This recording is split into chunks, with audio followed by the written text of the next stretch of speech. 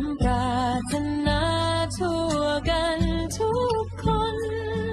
ยิ่งฟังยิ่งเพิ่มกุศลให้แสงธรรมส่องใจไปถึงบ้านคุณ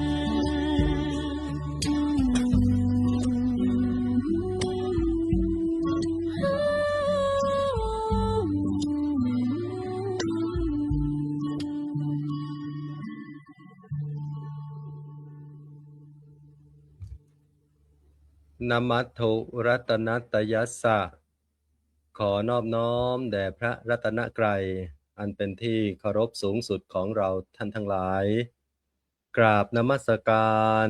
ถวายความเคารพเจ้าคณะพระสังฆาธิการครูบาอาจารย์พระธรรมวิทยากรผู้มาร่วมสนทนาธรรมโดยมีพระอาจารย์พระครูเกษมพิษโสพลเป็นประธานครับผมขอความเจริญในศีลในธรรมจงบังเกิดมีแด่ศรัทธาสาธุชนญาติโยมทุกคนทุกท่านที่กำลังรับชมรับฟังรายการนานาสารธรรม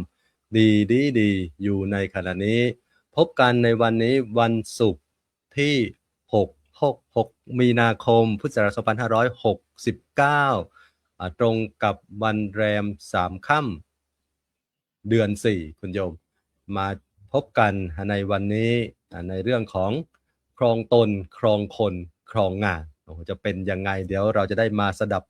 รับฟังจากครูบาอาจารย์พระธรรมวิทยากรผู้ทรงภูมิรู้ภูมิธรรมจะมานำเสนอให้ญาติโยมได้ฟังซึ่งเป็นเรื่องที่สำคัญในการที่จะดำเนินชีวิตของเราครองตนอย่างไรให้มีคุณธรรมในการพัฒนาตนเองแล้วก็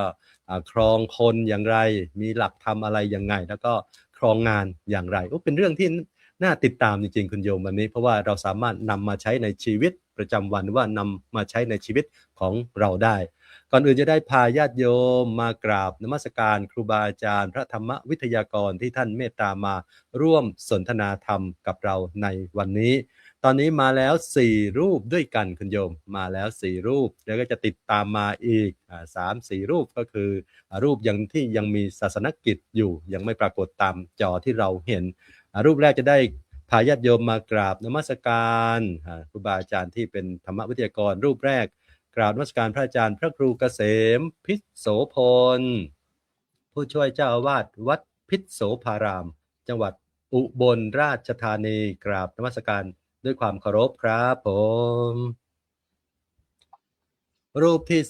2กราบนมัสการพระอาจารย์มหาภูมิธรรมภูมิปาโลประธานศูนย์ปฏิบัติธรรมดีประเทศอังกฤษตอนนี้ท่านอยู่วัดบำเพ็ญเหนือ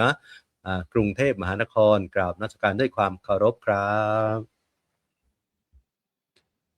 รูปที่3กราบนมัสการพระอาจารย์มหาอิสกามาศประภัสรวันโนวัดสุคันธารามกรุงเทพมหานครกราบนมัสการพระอาจารย์ด้วยความเคารพครับและรูปที่ยังเพิ่งเข้ามาสดร้อนๆกราบนมัสการพระอาจารย์มหาอุดมพรอุตมะวโรเจ้าอาวาสวัดศรีสมนึกจังหวัดสุราษฎร์ธานีกราบนมัสการด้วยความเคารพครับผมและกราบนมัสการพระอาจารย์สรายุทธสิริสาโรวัดท่าพญาจักรจังหวัดสุพรรณบุรีตอนนี้ท่านยัง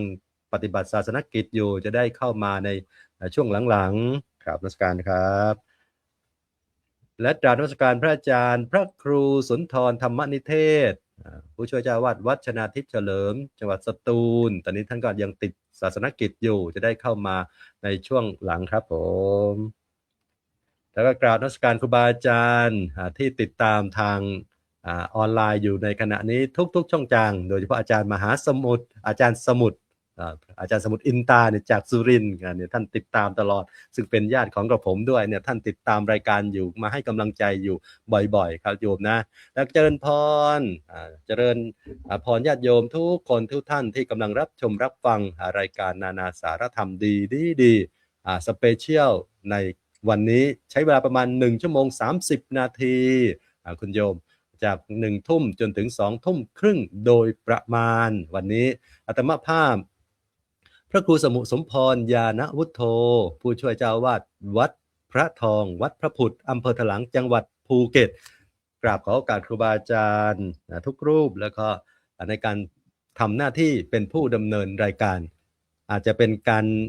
ให้ความเมตตาจากอาจารย์สรายุทธคุณโยมท่านยังติดภารกิจท่านบอกให้อาจารย์พระครูสมุสมพรทำหน้าที่ไปก่อน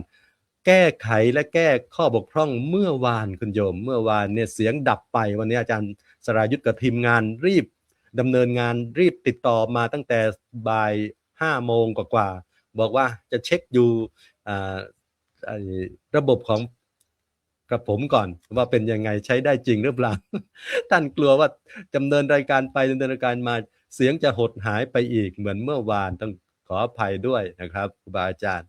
วันนี้คุณโยมเราจะมาสังสนทนาธรรมในเรื่องของครองตนครองคนครองงานโอ้โหฟังแล้วก็เป็นเรื่องที่เหมาะกับการดำเนินชีวิตของเราและเป็นเรื่องที่เราสามารถนำไปประยุกต์ใช้ในชีวิตของเราได้การครองตนยังไงครองให้ดีครองคนยังไงให้ได้ครองงานยังไงให้สำเร็จโอ้โหนี่เป็นสิ่งที่เราควรจะมาศึกษาจากครูบาอาจารย์จริงๆเลยวันนี้ว่าครูบาอาจารย์มีแนวคิดและมีหลักคิดหลักใจหรือว่าหลักใช้ในการดำเนินธรรมะในการใช้ในการครองตนครองคนครองงานยังไงวันนี้ครูบาอาจารย์จะมา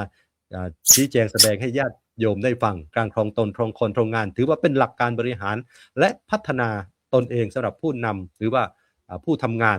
ให้ประสบความสำเร็จก็คือครอง3ด้านก็คืออย่างที่บอกไว้ครองตนคือการมีคุณธรรมหรือวินัยในการพัฒนาตนเองอย่างไรครองคนการบริหารงานคนจูงใจและสร้างทีมงานอย่างไรให้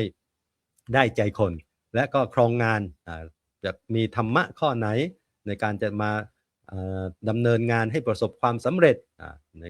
นั้นเรามาฟังครูบาอาจารย์เพื่อให้การเสียเวลาคุณโยมเราจะได้มาฟังรูปแรกพระวิทยากรรูปแรกจะมาเปิดประเด็นในการสนทนาธรรมในวันนี้ก็คือจะได้กล่าวรัตนาพระอาจารย์พระครูเกษมพิษโสพลผู้ช่วยเจ้าวาดวัดพิษโสภารามจังหวัดอุบลราชธานีได้เมตตามาเปิดประเด็นในการสนทนาในวันนี้กราบรัตนาพระอาจารย์ด้วยความเคารพครับผมจะปลูกพืชต้องเตรียมดินจะกินต้องเตรียมอาหารจะพัฒนาการจะต้องเตรียมประชาชนจะพัฒนาคนจะต้องพัฒนาที่จิตใจจะพัฒนาใครเขาจะต้องพัฒนาที่ตัวเราก่อนพัฒนาอะไรก็ติดถ้าจิตไม่พัฒนาพัฒนาก็ไปไม่รอดถ้าไม่ปลอดอบายมุข ขอความนอบน้อมแด่พระรัตนตรัยขอถวายความเคารพพระเถรานุเถระทุกรูปขอความสุขความเจริญในธรรมจงมีแก่ญาติโยมสาธุชนคนใจบุญทุกท่านที่กำลังติดตามรายการ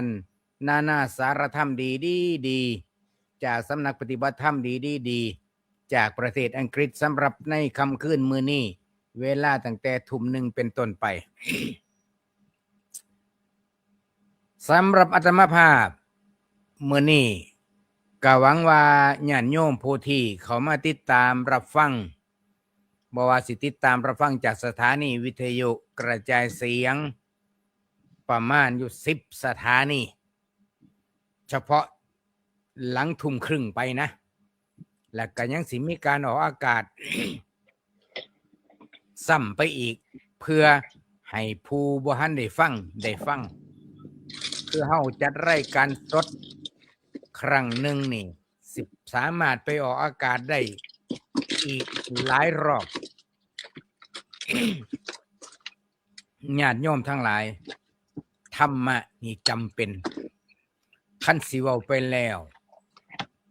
หลักคำสอนทางพุทธศาสนานี่เพิ่นสอนออ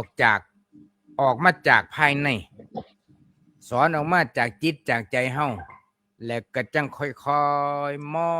งออกไปสู่โลกกว้างนะเรื่องในค่ำคืนมื้อนี้เพิ่นให้หัวข้อว่าครองตนครองคนครองงานอีหยังเฮ็ดงานบ่เป็นซั่นบ่คือสิต้องไปครองงานบ่เคยเห็นคนซั่นบ่คือสิต้องไปครองคนอันนั้นแสดงว่าคันผู้คิดจังซั่นแสดงว่าบ่ทันได้กลั่นกรอง น้ำมันใส่อยู่ซุมื้อนี่แต่ละยี่ห้อแต่ละโรงกลั่นคุณสมบัติน้ำมันคันคุณสมบัติน้ำมันยี่ห้อใดคุณภาพสูงราคาก็แพงคันคุณภาพน้ำมันโรงกลั่นใดคุณภาพต่ำราคาก็ลดลงมาแม้นว่าบ่ลดลงมาความนิยมก็น้อยเพราะคนใช้คนบริโภคเขาหูจักว่าน้ำมันยี่ห้อนี้นะเขาเข้าใจฉันใดญาติโยมทั้งหลายเรื่องคุณธรรมเรื่องธรรมะหรือว่าเรื่องการครองตนครองคนครองงานนี่มันเป็นหลักความคิดที่สำคัญในการดำเนินวิถีชีวิตกับคนเฮานี่ต้องบริหารงานให้สอดคล้องกับคนกับงานคันสิเอาต่อไปกับเงินหนีจากสิ่งเหล่านี้บ่รอดดังนั้นจึงต้องมีการบริหารจัดการโยมเคยสังเกตบ่ผู้ใดเคยย่างผ่านมหาวิทยาลัยสิมีคณะหนึ่งที่ขาดไม่ได้คือคณะการจัดการนั่นเห็นบ่ล่ะมหาวิทยาลัยมีคณะการจัดการก็แสดงว่าการจัดการนี่มันเป็นปัจจัยสำคัญกับการดำเนินวิถีชีวิตความเป็นจริงของชีวิตมนุษย์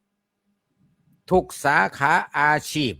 เอาไปประยุกต์ใส่กับหน้าที่การงานนั้นได้ทุกการทุกงานเพื่อให้สอดคล้องกับคำสอนทางพุทธศาสนาถึงแม้ว่าคำสามคำนี่การครองตนครองคนครองงานสิเป็นถ้อยคำที่ใส่ในสังคมไทยทั่วไปก็จริงแต่ใส่ในหมายถึงเนื้อหาสาระสำคัญหลักธรรมที่เป็นหลักธรรมคำสอนทางพุทธศาสนาจริงๆนี่ต้องอยู่ในเกณฑ์อยู่ในหลักศีลสมาธิปัญญาสัพพุริสธรรมพรหมวิหารธรรม4ประการอิทธิบาทธรรมเป็นต้นญาติโยมชีวิตคนเฮาส่วนโตชีวิตส่วนโตคนเฮาถึงแม้ว่าเฮาสิว่าส่วนโตปานใดก็ตามก็หนีบ่รอดจากการมีความสัมพันธ์กับสังคมนะแม้แต่กระทั่งยาสีฟันหลอดเดียวส่วนโตก็ตามในสักมื้อนึงก็ต้องมีคนมาขอแบ่งใส่น้ำเฮาโยมหนีบ่รอดนี่ยกอุปมาเห็นง่ายๆดังนั้นรายการนาสารธรรมดีมื้อนี้เพิ่นได้พิจารณากลั่นกรองเรื่องนี้บ่เว้าบ่ได้บ่เอามาทบทวนให้ญาติโยมฟังบ่ได้โดยเฉพาะญาติโยมผู้ที่มีภาระหน้าที่การงานหลากหลายสาขาอาชีพยิ่งจำเป็นโยมมีภาระหน้าที่การงานหลายยุ่งเหยิงหลายยิ่งจำเป็นกับธรรมะข้อนี้ถ้าผู้ใดหน้าที่การงานหลายภารกิจหลายธุรกิจหลายขาดธรรมะ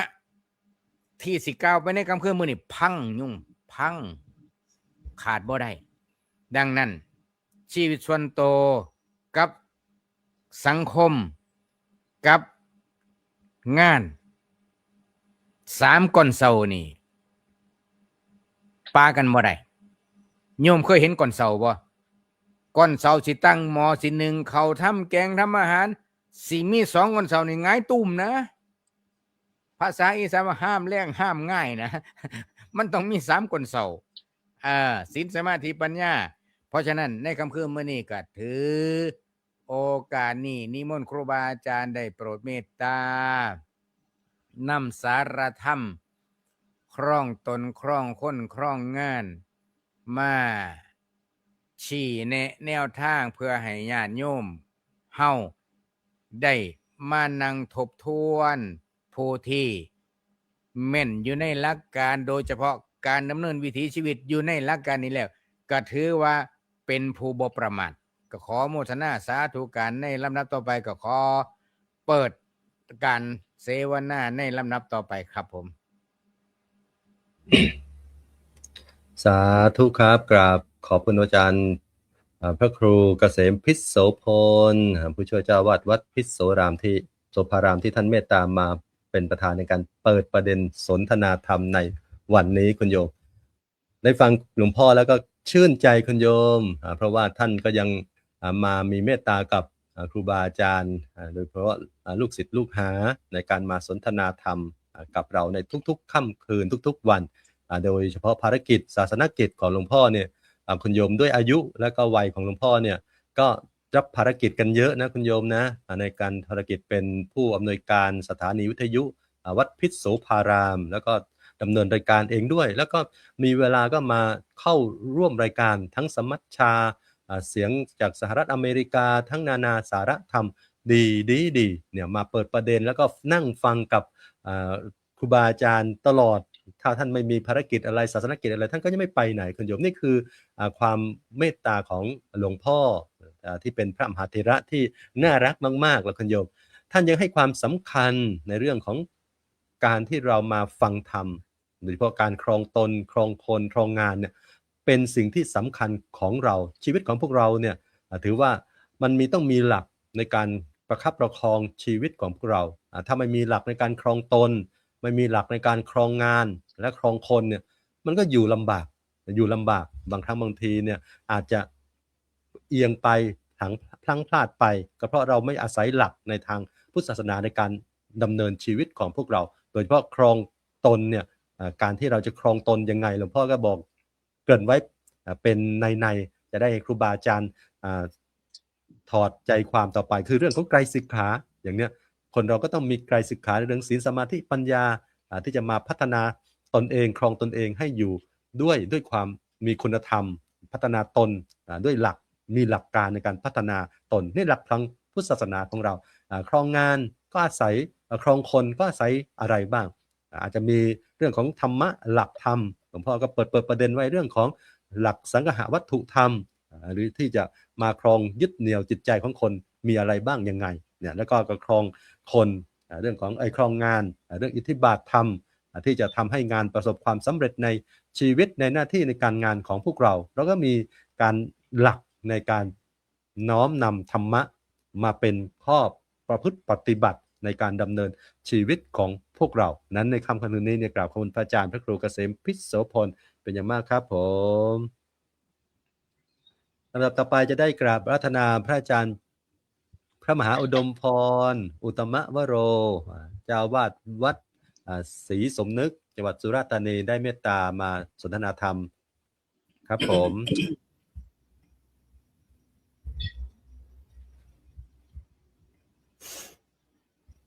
เมื่อไม่ได้พัฒนาที่จิตใจจะพัฒนาด้านใดๆก็ไร้ผลการพัฒนาจึงต้องเริ่มที่ใจตนเพื่อให้เกิดผลพัฒนาอย่างถาวรกราบถวายความเคารพและขอโอกาสท่านพระอาจารย์พระครูเกษมพิษโสพลประธานในวงสนทนาในครั้งนี้กราบท่านพระอาจารย์พระครูสมพรยานวุฒโธท่านพระอาจารย์พระมหาอิสรามาศท่านพระอาจารย์พระมหาภูมิธรรมด้วยความเคารพครับแล้วก็กราบไปถึงท่านพระอาจารย์สรายุทธที่กำลังเดินทางอยู่ด้วยครับนะฮะเป็นการเปลี่ยนเรื่องเลยเมื่อกี้จะเตรียมเรื่องว่าจะพูดอีกเรื่องหนึ่งทีนี้ที่ท่านพระอาจารย์พระครูเกษมพิษโสพลได้กล่าวถึงก็เลยต้องเอามาขยายต่อนะแต่จะขยายต่อในเรื่องแค่สติอย่างเดียวนะแล้วก็ให้เพราะว่าถ้าเรา เราไม่เริ่มจากตัวเราเองเนี่ยเราก็ไม่ควรที่จะไปยุ่งกับคนอื่นนะฮะการที่เราจะครองตนครองงานครองคนครองงานได้มันต้องเริ่มที่ตัวเราก่อนถ้าตัวเราไม่ได้เริ่มต้นไม่ดีพอถ้าภาษาแรงๆหน่อยบ้านๆว่าถ้าเรายังดีไม่พออย่าออกไปนอกบ้านนะอย่าไปยุ่งกับเพื่อนนะเพราะมันจะกลายไปเป็นภัย เป็นภัยในที่สังคมเป็นภัยในให้กับเพื่อนรอบข้างเป็นภัยให้กับคนข้างๆฉะนั้นทำตัวเองให้ดีก่อนวันนี้ก็เลย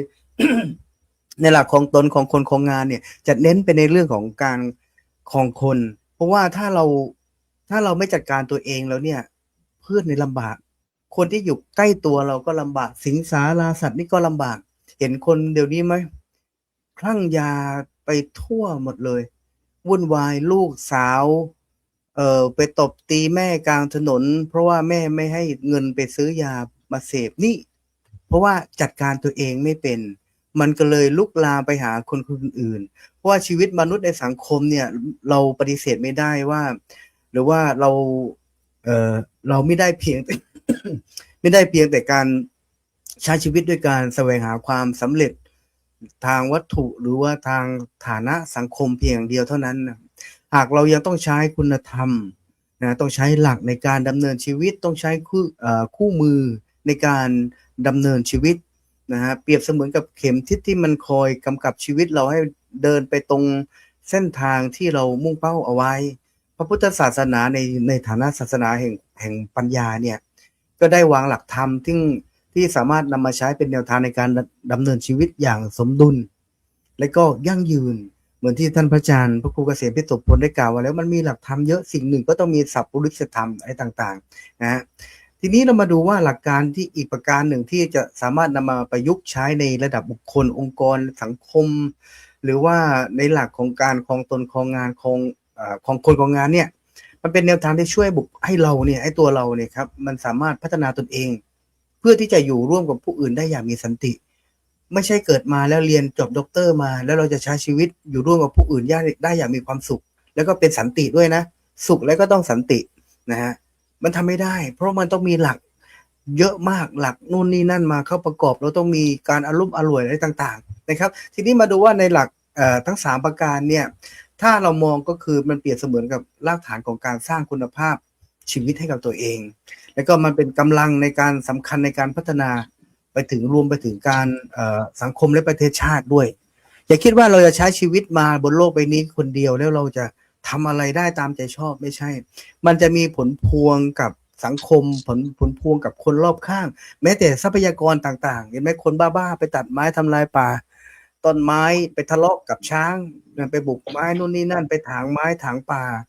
นะไปแย่งที่อยู่ช้างอะไรแบบนี้ไม่ได้ว่าใครนะครับอันนี้เพราะทุกคนต้องดิ้นรนทำกินแต่ถ้าเราเข้าใจหลักในการดำเนินชีวิตแล้วเนี่ยเราต้องมองสมมุติว่าเรามองเรื่องป่ามองเรื่องป่าทีนี้ป่ามันมีของมันอยู่แบบนั้นนะสัตว์ป่ามันก็มีของมันอยู่แบบนั้นนะครับแต่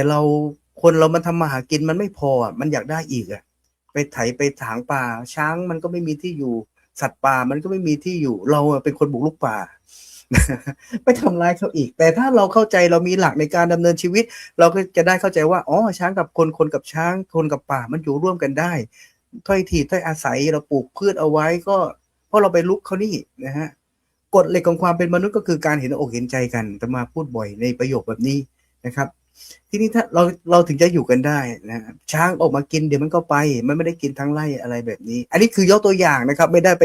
ไปตำหนิติเตียนอะไรใครเพราะว่าชีวิตทุกคนก็ต้องดิ้นรนทำมาหากินเลี้ยงปากเลี้ยงท้องเลี้ยงชีวิตเลี้ยงลูกเลี้ยงหลานเลี้ยงกันไปจนนู่นจนเฒ่าจนแก่นั่นเลยครับแต่ในระหว่างทางก่อนที่เราจะเกิดแก่เจ็บตายกันนะจะไปกลายมาเป็นผู้หลักผู้ใหญ่ไปนั่งกระดิกนิ้วกระดิกเท้าอยู่บนโต๊ะหลุมๆเนี่ย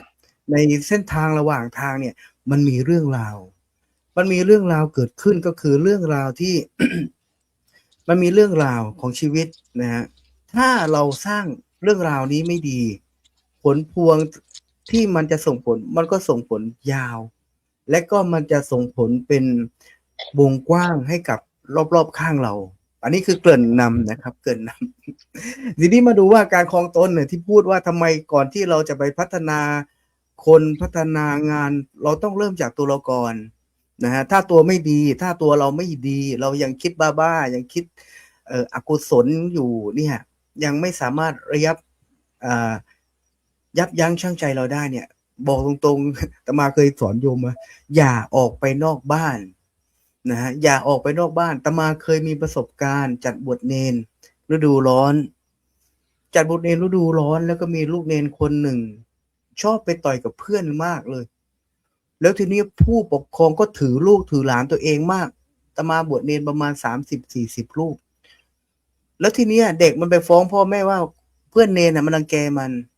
นะมันรังแกเขาทีนี้ก็เลยเรียกเนรมาทั้งหมดมานั่งคุยต่อหน้าผู้ปกครองก็เลยถามว่าเกิดอะไรขึ้น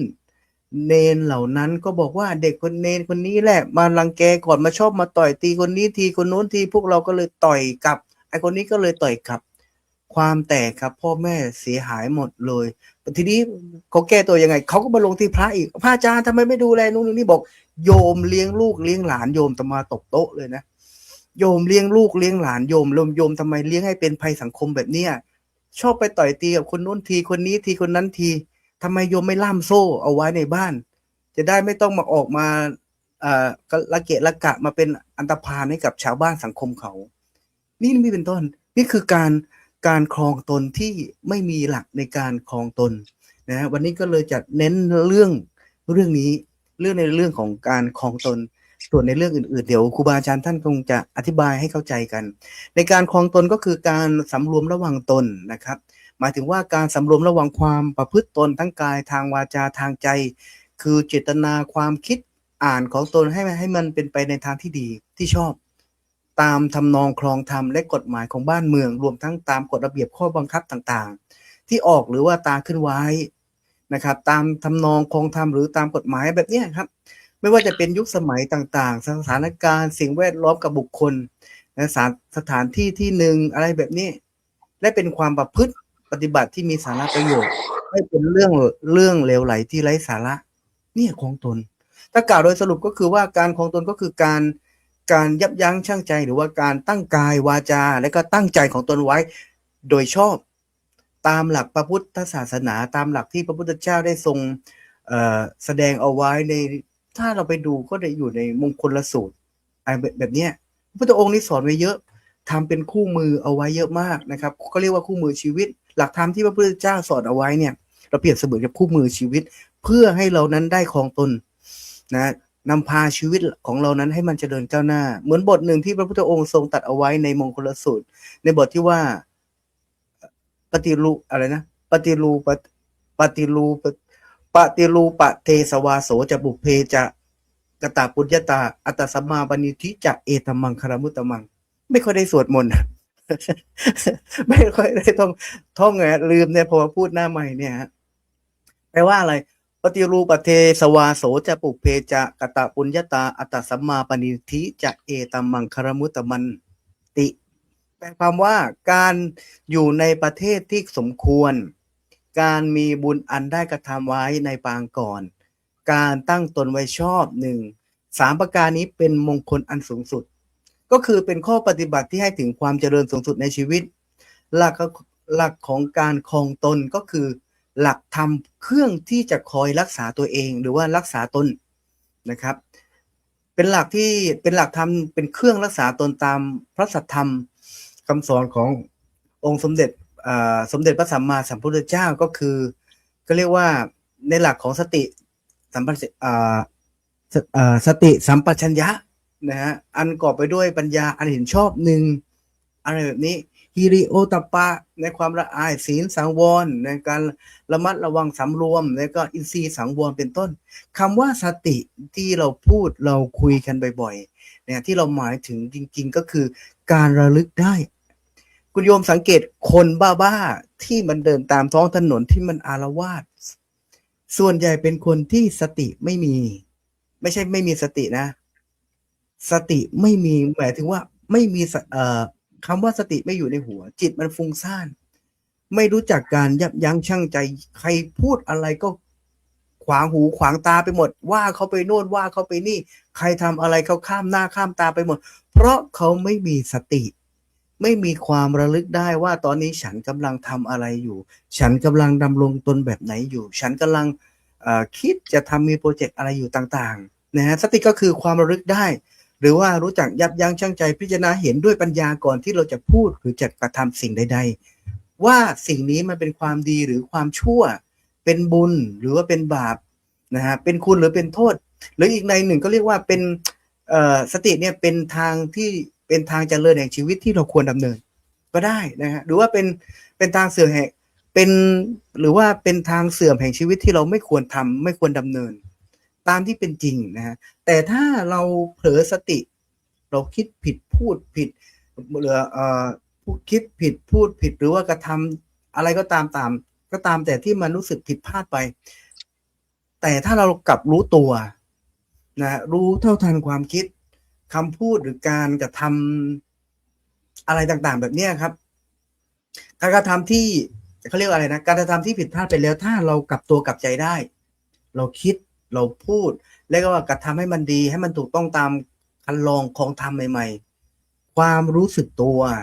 ความรู้เท่าทันความคิดการพูดหรือว่าการกระทำของตัวเองที่ผิดพลาดไปเช่นนี้เราเรียกว่าสัมปชัญญะนะเมื่อกี้อะไรระลึกได้แต่เมื่อกี้อาตมากำลังพูดในเรื่องของความรู้ตัวคิดผิดเสร็จแล้วนะเผลอสตินะเผลอสติเขาเรียกว่าเผลอสติทำให้เราคิดผิดคิดพลาดแต่เมื่อเรากลับรู้ตัวว่าฉันพลาดไปแล้วอันนี้เขาเรียกว่าความรู้ตัวเรียกว่าสัมปชัญญะซึ่งเราไม่ค่อยมีเอามาใช้กันเดี๋ยวนี้คนอยากทำอะไรก็ทำไปตามใจที่เราอยากทำเพราะคิดว่าตัวเองนี่เก่งตัวเองนี่เก่งอยู่คนเดียวนะถ้าตัวเองเก่งอยู่คนเดียวมันเปรียบเสมือนกับต้นข้าวต้นใหญ่ๆต้นสูงๆกว่าเพื่อนในนาข้าวใช่ไหมถ้าคุณโยมจะเปรียบเทียบไอ้คนที่มีความคิดว่าฉันเนี่ยเป็นคนเก่งคนดีฉันเรียนมาสูงฉันมีหน้าที่การงานที่ดีมันเปรียบเสมือนกับต้นข้าวต้นหนึ่งที่มันสูงลิ่วอยู่ในนาข้าวเป็นต้นข้าวที่ไม่มีประโยชน์นะมันได้แต่สูงแต่ไม่มีใครเอาชาวไร่ชาวนาก็มาถึงก็ถอดทิ้งถอดข้างถอดขว้างออกไปลมพัดทีนึงก็ขาดแต่คนเขาจะเลือกหรือว่านาข้าวชาวไร่ชาวนาเขาจะเลือกเฉพาะต้นข้าวที่มีอาการโน้มตัวไปกับดินหรือว่าโค้งงอไปกับพื้นกับดินกับโคลนสกปรกนิดๆหน่อยๆแต่มันก็เป็นต้นข้าวที่มีประโยชน์เพราะมันหนักข้าวคนก็เหมือนกันฉะนั้นวันนี้ก็เลยจะเน้นในเรื่องของสติพูดบ่อยๆตมาเจอคนชอบไปดูหมอชอบไปลักษณะ ลักษณะราศีนี้เป็นแบบนี้เป็นแบบนี้ตมาต้องค้านบ่อยบอกโยมไอ้ที่มันอยู่ในอินเทอร์เน็ตที่มันอยู่ตามแพลตฟอร์มโซเชียลต่างๆเนี่ยมันไม่สามารถเอามาเป็นเครื่องการันตีทำนายดูดวงท่านประธานกำหนดเวลาไหมครับเจ้าวันนี้ กำหนดนะฮะเดี๋ยวอีกสัก1 นาทีครึ่งนะครับ นะฮะเอาลืมเลยจะพูดเรื่องอะไรจะอธิบายให้ฟังว่าไอ้หมอดูที่ตามออนไลน์ตามอันเนี้ยหมอราศีนั้นราศีนี้มันเขาพูดในเรื่องของวงกว้างมันไม่สามารถที่จะเอามาใช้กับชีวิตของเราได้แต่มาเจอคนแบบนี้มันฟุ้งซ่านเดี๋ยวต้องไปไหว้ตรงนั้นเดี๋ยวไปต้องไหว้ตรงนี้ทำตรงนี้เดี๋ยวจะถูกหวยถูกรวยสุดท้ายมันก็ไม่ถูกเพราะว่าที่แกทำไปเพราะแกขาดสตินะฮะแกฟุ้งซ่านไม่ยอมตมาสอนสมาธิก็ไม่เอานะอะไรแบบนี้นะฉะนั้นปัญหาสังคมเมื่อคนขาดสติเยอะๆปัญหาสังคมปัญหาผู้คนที่ไร้ศีลธรรมมันก็เกิดขึ้นคนเห็นแก่ตัวเดี๋ยวนี้ขี้ยาคนที่มันมีความเหี้ยมโหดเกิดขึ้นมากๆเนี่ยมันเป็นปัญหาร้ายแรงเกิดขึ้นในสังคมทุกวันเนี่ยที่เกิดขึ้นลูกทะเลาะกับแม่ทะเลาะกับลูกยิงพ่อยิงลูกอะไรแบบนี้ล้วนแล้วแต่มีเหตุผลมาจากการขาดคุณธรรมขาดปัญญาอันเห็นชอบขาดฮิริโอตตัปปะแล้วเขาเรียกว่าไม่มีศีลสังวรไม่มีอินทรีย์สังวรอะไรแบบนี้แต่ที่ครูบาอาจารย์ได้สอนฉะนั้นว่าหลักในครองตนครองงานหลักของการครองตนครองคนครองงานนะฮะมันจะเกี่ยวเนื่องกันหมดเลยสิ่งแรกที่ต้องทำไปถึงการครองงานก้าวแรกก็คือทำตัวเองก่อนครองตัวเองก่อนพัฒนาจิตใจของตัวเองก่อนที่เราจะไปทำเท่าเพื่อนไปพัฒนาเพื่อนวันนี้ก็เลยฝากเอาไว้เพียงเท่านี้ครับกราบถวายความเคารพท่านอาจารย์พระครูสุนทรธรรมนิเทศด้วยครับสาธุครับสาธุครับกราบขอบคุณท่านอาจารย์มหาอุดมพรอุตมะวโรเจ้าวาดวัดศรีสมนึกครับผมโอ้โหเมตตาใช้เวลาอย่างกระชับคุณโยมนะวันนี้เวลาก็ไม่จำกัดหรอกแล้วแต่ครูบาอาจารย์จะเห็นควรสมควรยังไง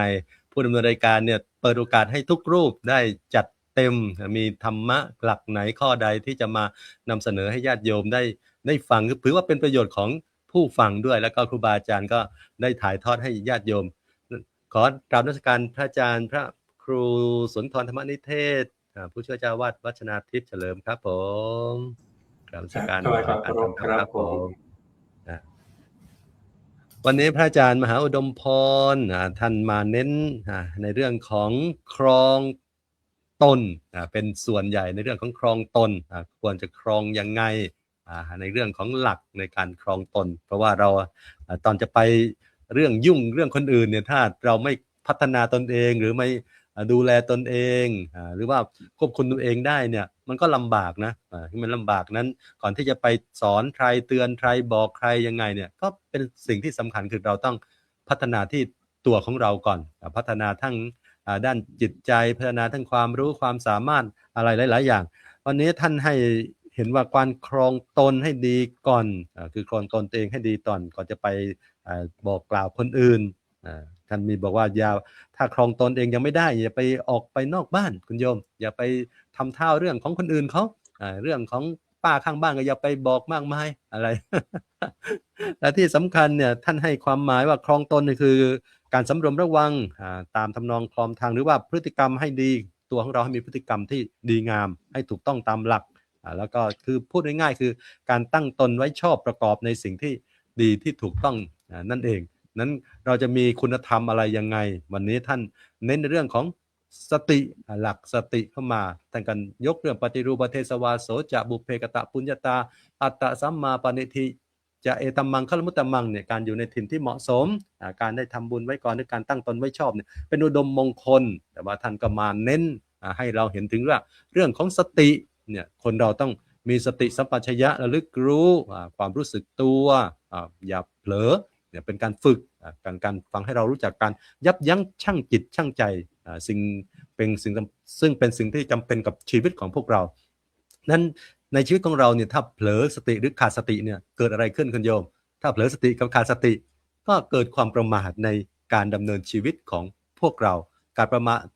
มาทในการดำเนินชีวิตของพวกเราประมาทในวัยในการดำเนินชีวิตในการทำกิจทั้งหลายทั้งปวงของเราเนี่ยเป็นสิ่งที่สถานท่านให้ช่วยที่จะทำให้เรามีพยายามให้มีสติสัมปชัญญะพอเรามีสติสัมปชัญญะนี่ครูบาอาจารย์ว่าเราฝึกบ่อยๆจะเป็นธรรมที่มีอุปการะคุณกับพวกเราสติความระลึกได้สัมปชัญญะความรู้ตัว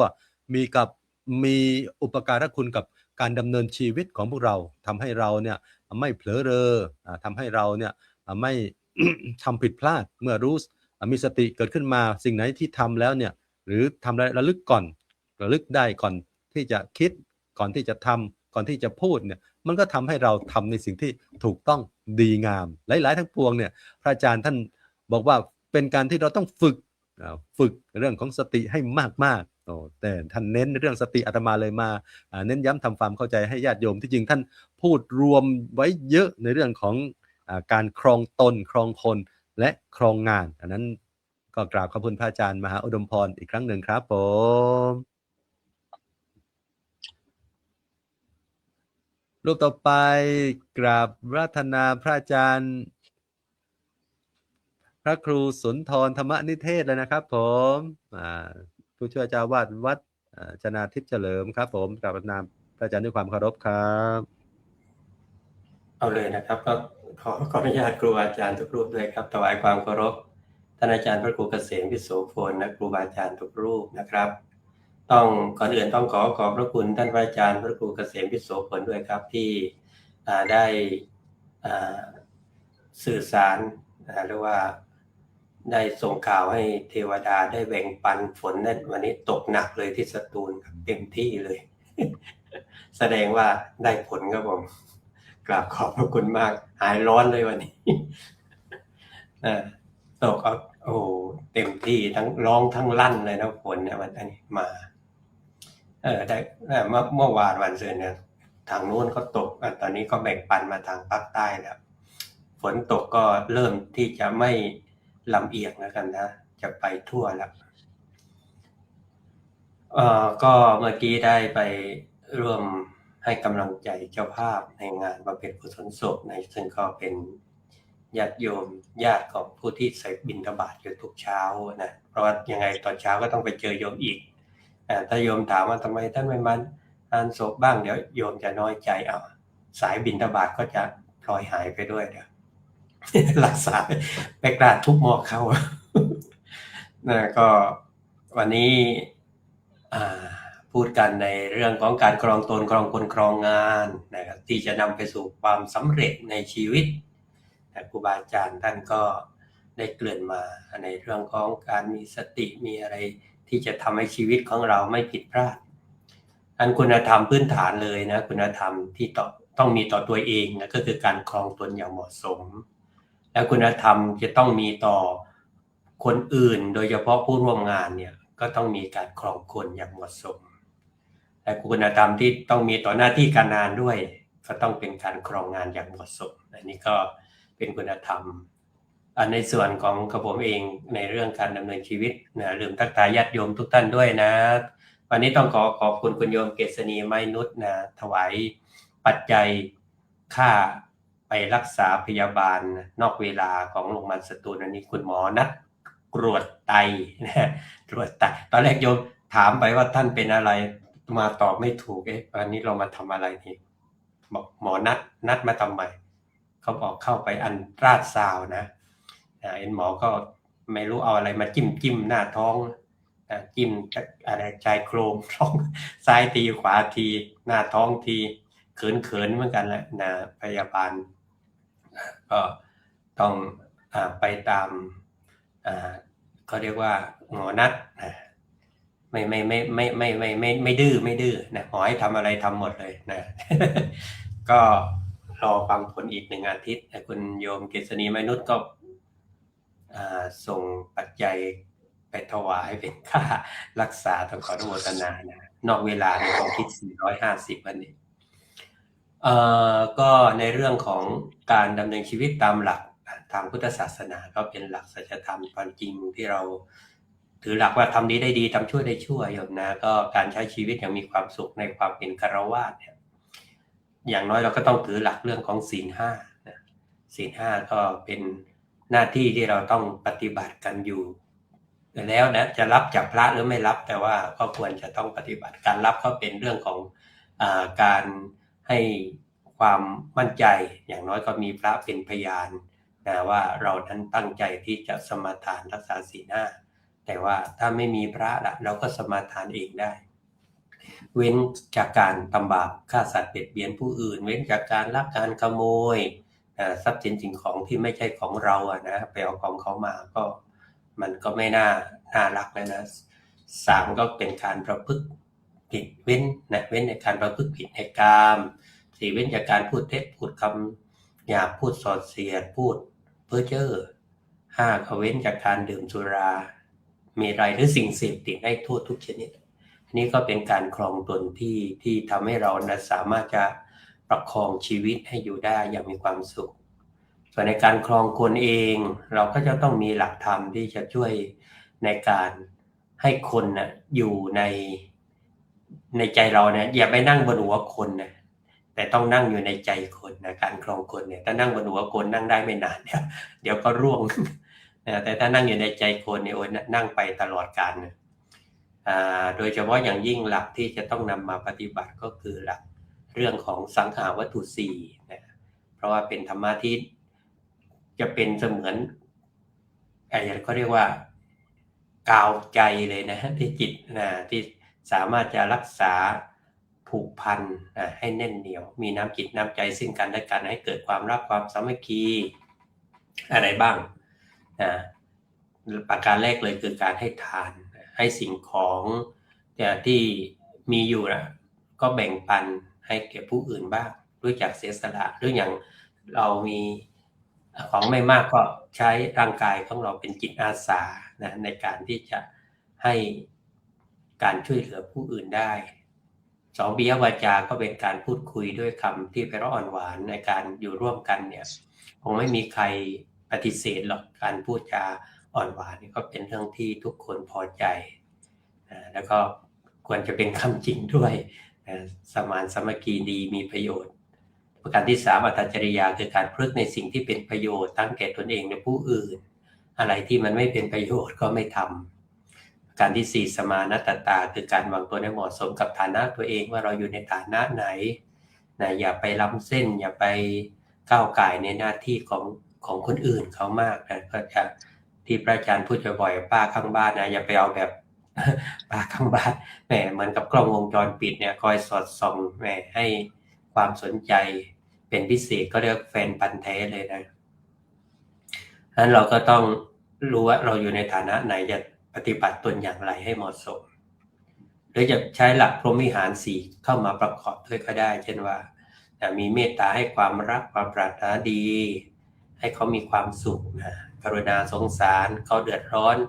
อะไรเราก็ให้การช่วยเหลือเพื่อให้เขาพ้นทุกข์แต่มุทิตาพอยินดีกับความสำเร็จของเขาเนี่ยไอ้ตรงนี้ก็ค่อนข้างจะเป็นปัญหาอยู่เหมือนกัน ใครได้ดีไม่ค่อยจะพอใจเท่าไหร่บางคนก็จะมีความรู้สึกอิจฉาริษยาฉะนั้นในการทำงานเนี่ยมันก็จะต้องยินดีกันกับความสำเร็จของคนอื่นแล้วเราก็เอาแบบอย่างมาใช้ในการปรับใช้ในชีวิตว่าเขามีเคล็ดลับมีอะไรนะที่จะทำให้ชีวิตประสบความสำเร็จเราก็ควรจะได้เอามาเพื่อพัฒนาตัวเองได้อันนี้ดีกว่าที่จะไปอิจฉาเขานะแต่ที่เราจะได้ของดีกับสูญเสียของดีไปและได้ของไม่ดีเข้ามาด้วยส่วนอุเบกขาคือวางตนเป็นกลางปฏิบัติหน้าที่ต่อทุกคนด้วยความยุติธรรมนะมีความไม่มีอคตินะลำเอียงอะไรต่างๆก็จะปราศจากความเกลียดชังจากผู้อื่นด้วยนั้นก็เป็นเรื่องที่เราสามารถปฏิบัติกันได้ในฐานะที่เรามองเห็นว่าชีวิตในการทำงานเนี่ยมันก็ต้องอยู่กับการร่วมคนมากๆเนี่ยมันต้องมนุษย์เป็นสัตว์สังคมต้องอยู่ร่วมกันเราก็ต้องมีหลักในการครองใจคนด้วยส่วนการครองงานนี่ก็เป็นเรื่องที่เราสามารถทำได้อย่างเช่นหลักอิทธิบาท4นะฉันทะวิริยะจิตตวิมังสาเนี่ยฉันทะก็ความพอใจในงานที่เรารับผิดชอบนะยิ่งเราได้ทำงานที่รักในงานที่ทำโอ้ยิ่งดีใหญ่เลยนะส่วนวิริยะก็เป็นเรื่องของการที่เราจะต้องอาศัยความเพียรความพยายามความอดทนความเสียสละในงานมุ่งอะไรก็เรียกว่ามุ่งประโยชน์คือความสำเร็จเป็นหลัก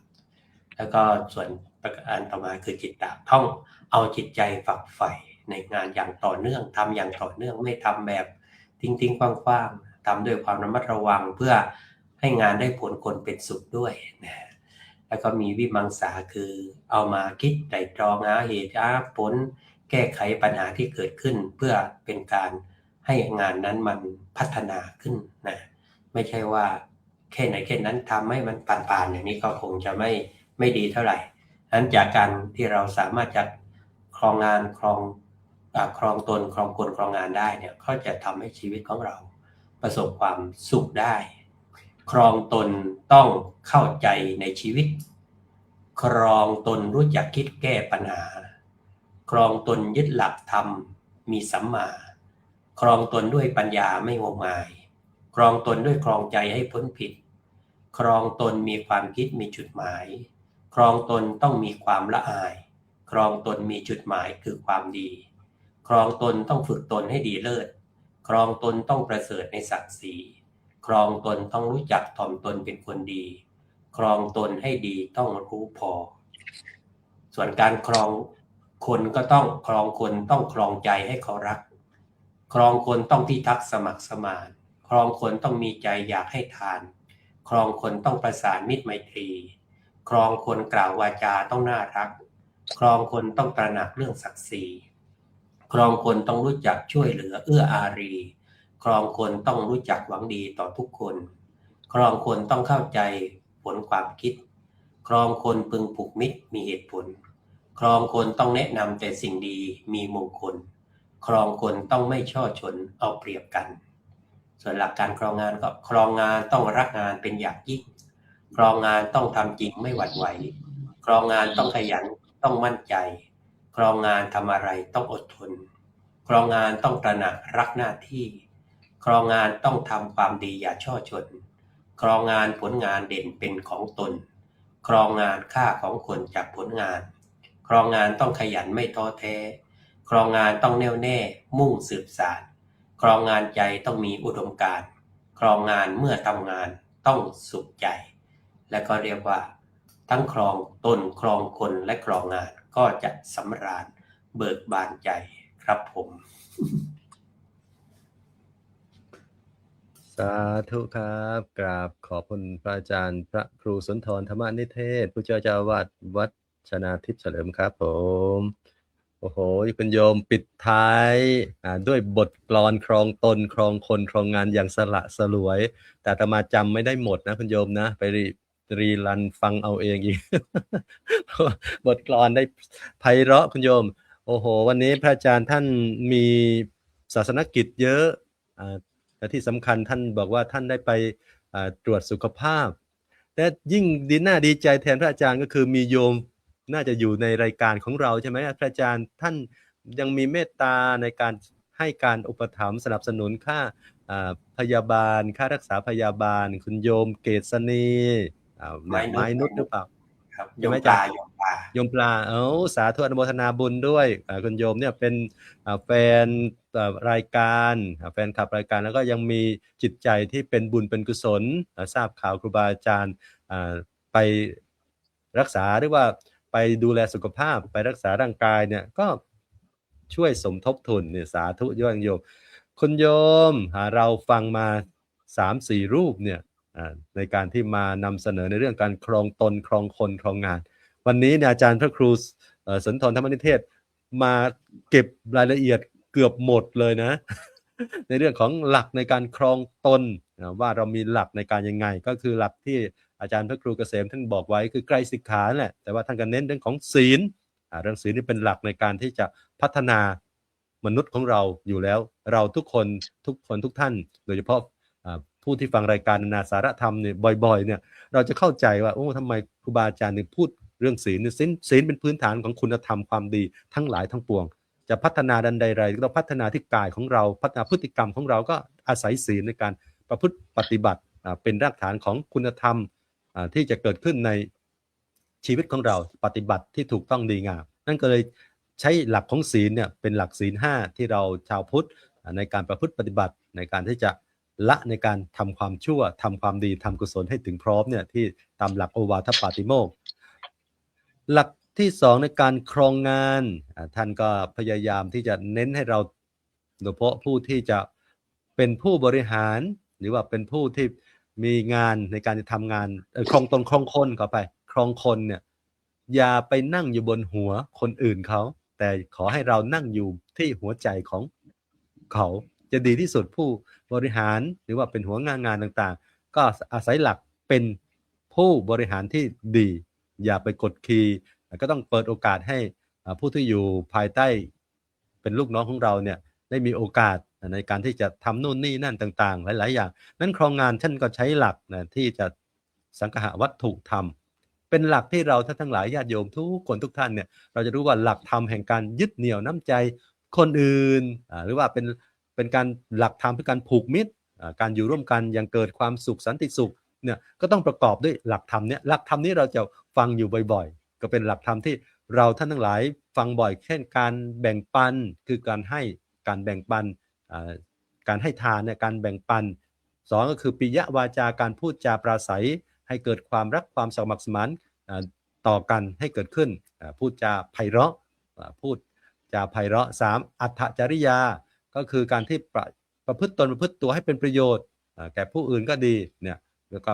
เกื้อกูลทำประโยชน์ต่อส่วนรวมด้วยอยู่ตรงไหนยังไงเนี่ย4คือสมานัตตาในเรื่องของการทำตัวหรือประพฤติตนให้เสมอต้นเสมอปลายวางตนให้เหมาะสม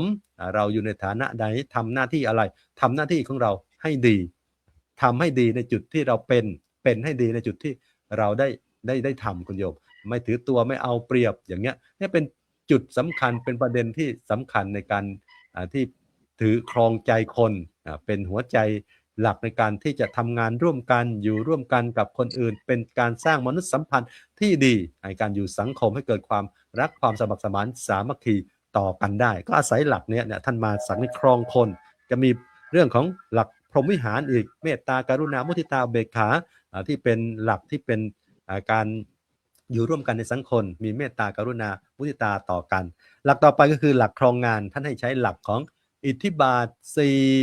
อิทธิบาทสี่ธรรมะที่ใช้ในการให้กับเกิดประสบความสำเร็จในการประพฤติปฏิบัติหน้าที่ของเรา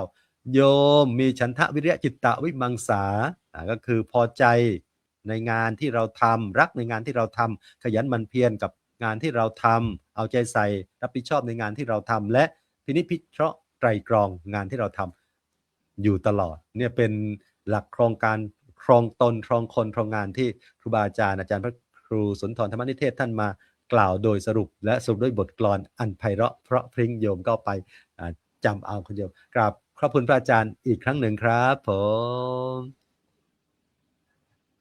ลำดับต่อไปจะได้กราบรัตนาพระอาจารย์พระมหาอิสดามาศประภัสรวันโนวัดสุขันธารามจะได้มาเป็นได้เมตตามากล่าวสนทนาธรรมเรื่องครองตนครองคนครองงานให้ญาติโยมได้สดับรับฟังกราบพระนาพระอาจารย์ด้วยความเคารพครับขอนอบน้อมแด่พระรัตนตรัยขอถวายความเคารพครูบาอาจารย์ทุกรูปครับเจริญสุขเจริญพรคุณโยมทุกคนทุกท่านวันนี้เรามาอยู่3 ครองครองตนให้รอดครองคนให้ร่มครองงานให้รุ่ง3 รอโยมครองตนให้รอดถ้าเรายังครองตนเองไม่รอดครองคนครองงานก็จะล่มไปหมดเราจะต้องครองตนให้รอดเราจะทำยังไงก็ต้องมีสติปัญญาคุณธรรมที่ครูบาอาจารย์ว่ามาทั้งหมดโดยเฉพาะอาจารย์พระครูสุนทรธรรมนิเทศเนี่ยท่านอธิบายเป็นบทกลอนครบถ้วนสาระอยู่ตรงนั้นหมดเลยนั่นคือการครองตนให้รอดคำว่ารอดในที่นี้คือต้องรอดทั้งทางโลกแล้วก็ทางธรรมด้วยรอดทางโลกคือเราต้องสามารถเลี้ยงชีพตนเองได้อุอากาสะหัวใจเศรษฐีต้องมีขยันหารักษาดีมีกัลยาณมิตรใช้ชีวิตเหมาะสมอันนั้นคือรอดทางโลกคุณจะไม่ตกต่ำย่ำแย่เลยถ้ามีคุณธรรม4 ประการนี้เราจะอัตตาหิอัตโนนาโถ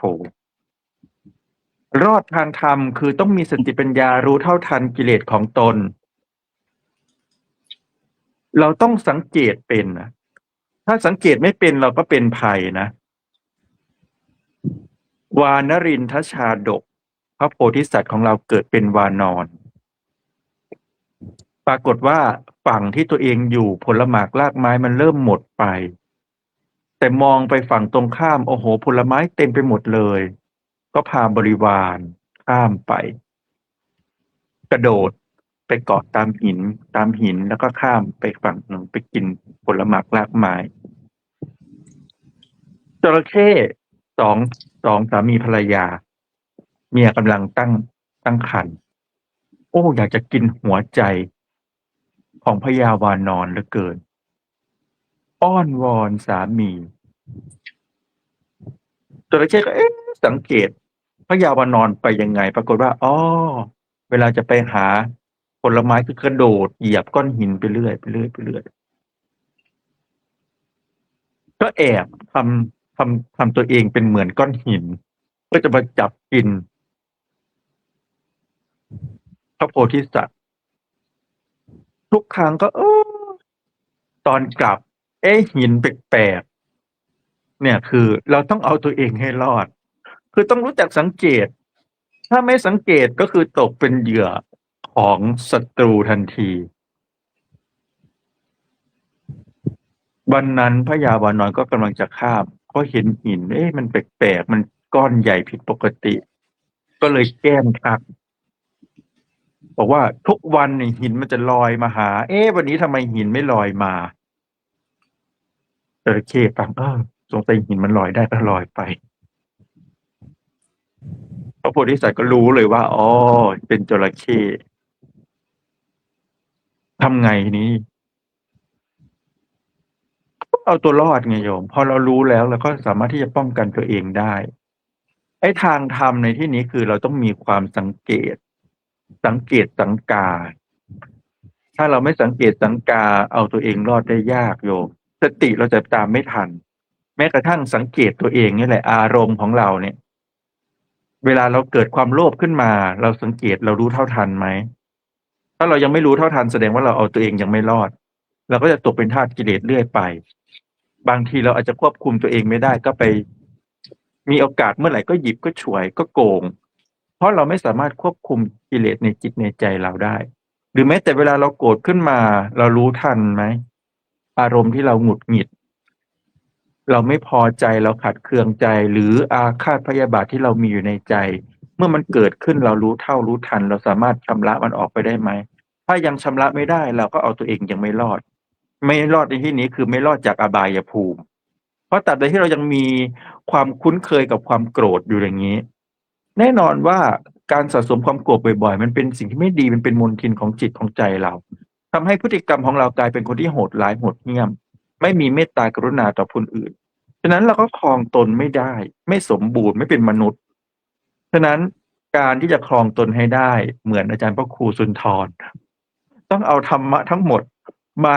เกาตัวเองให้เป็นคนที่ดีรอดทั้งทางโลกและก็ทางธรรมด้วย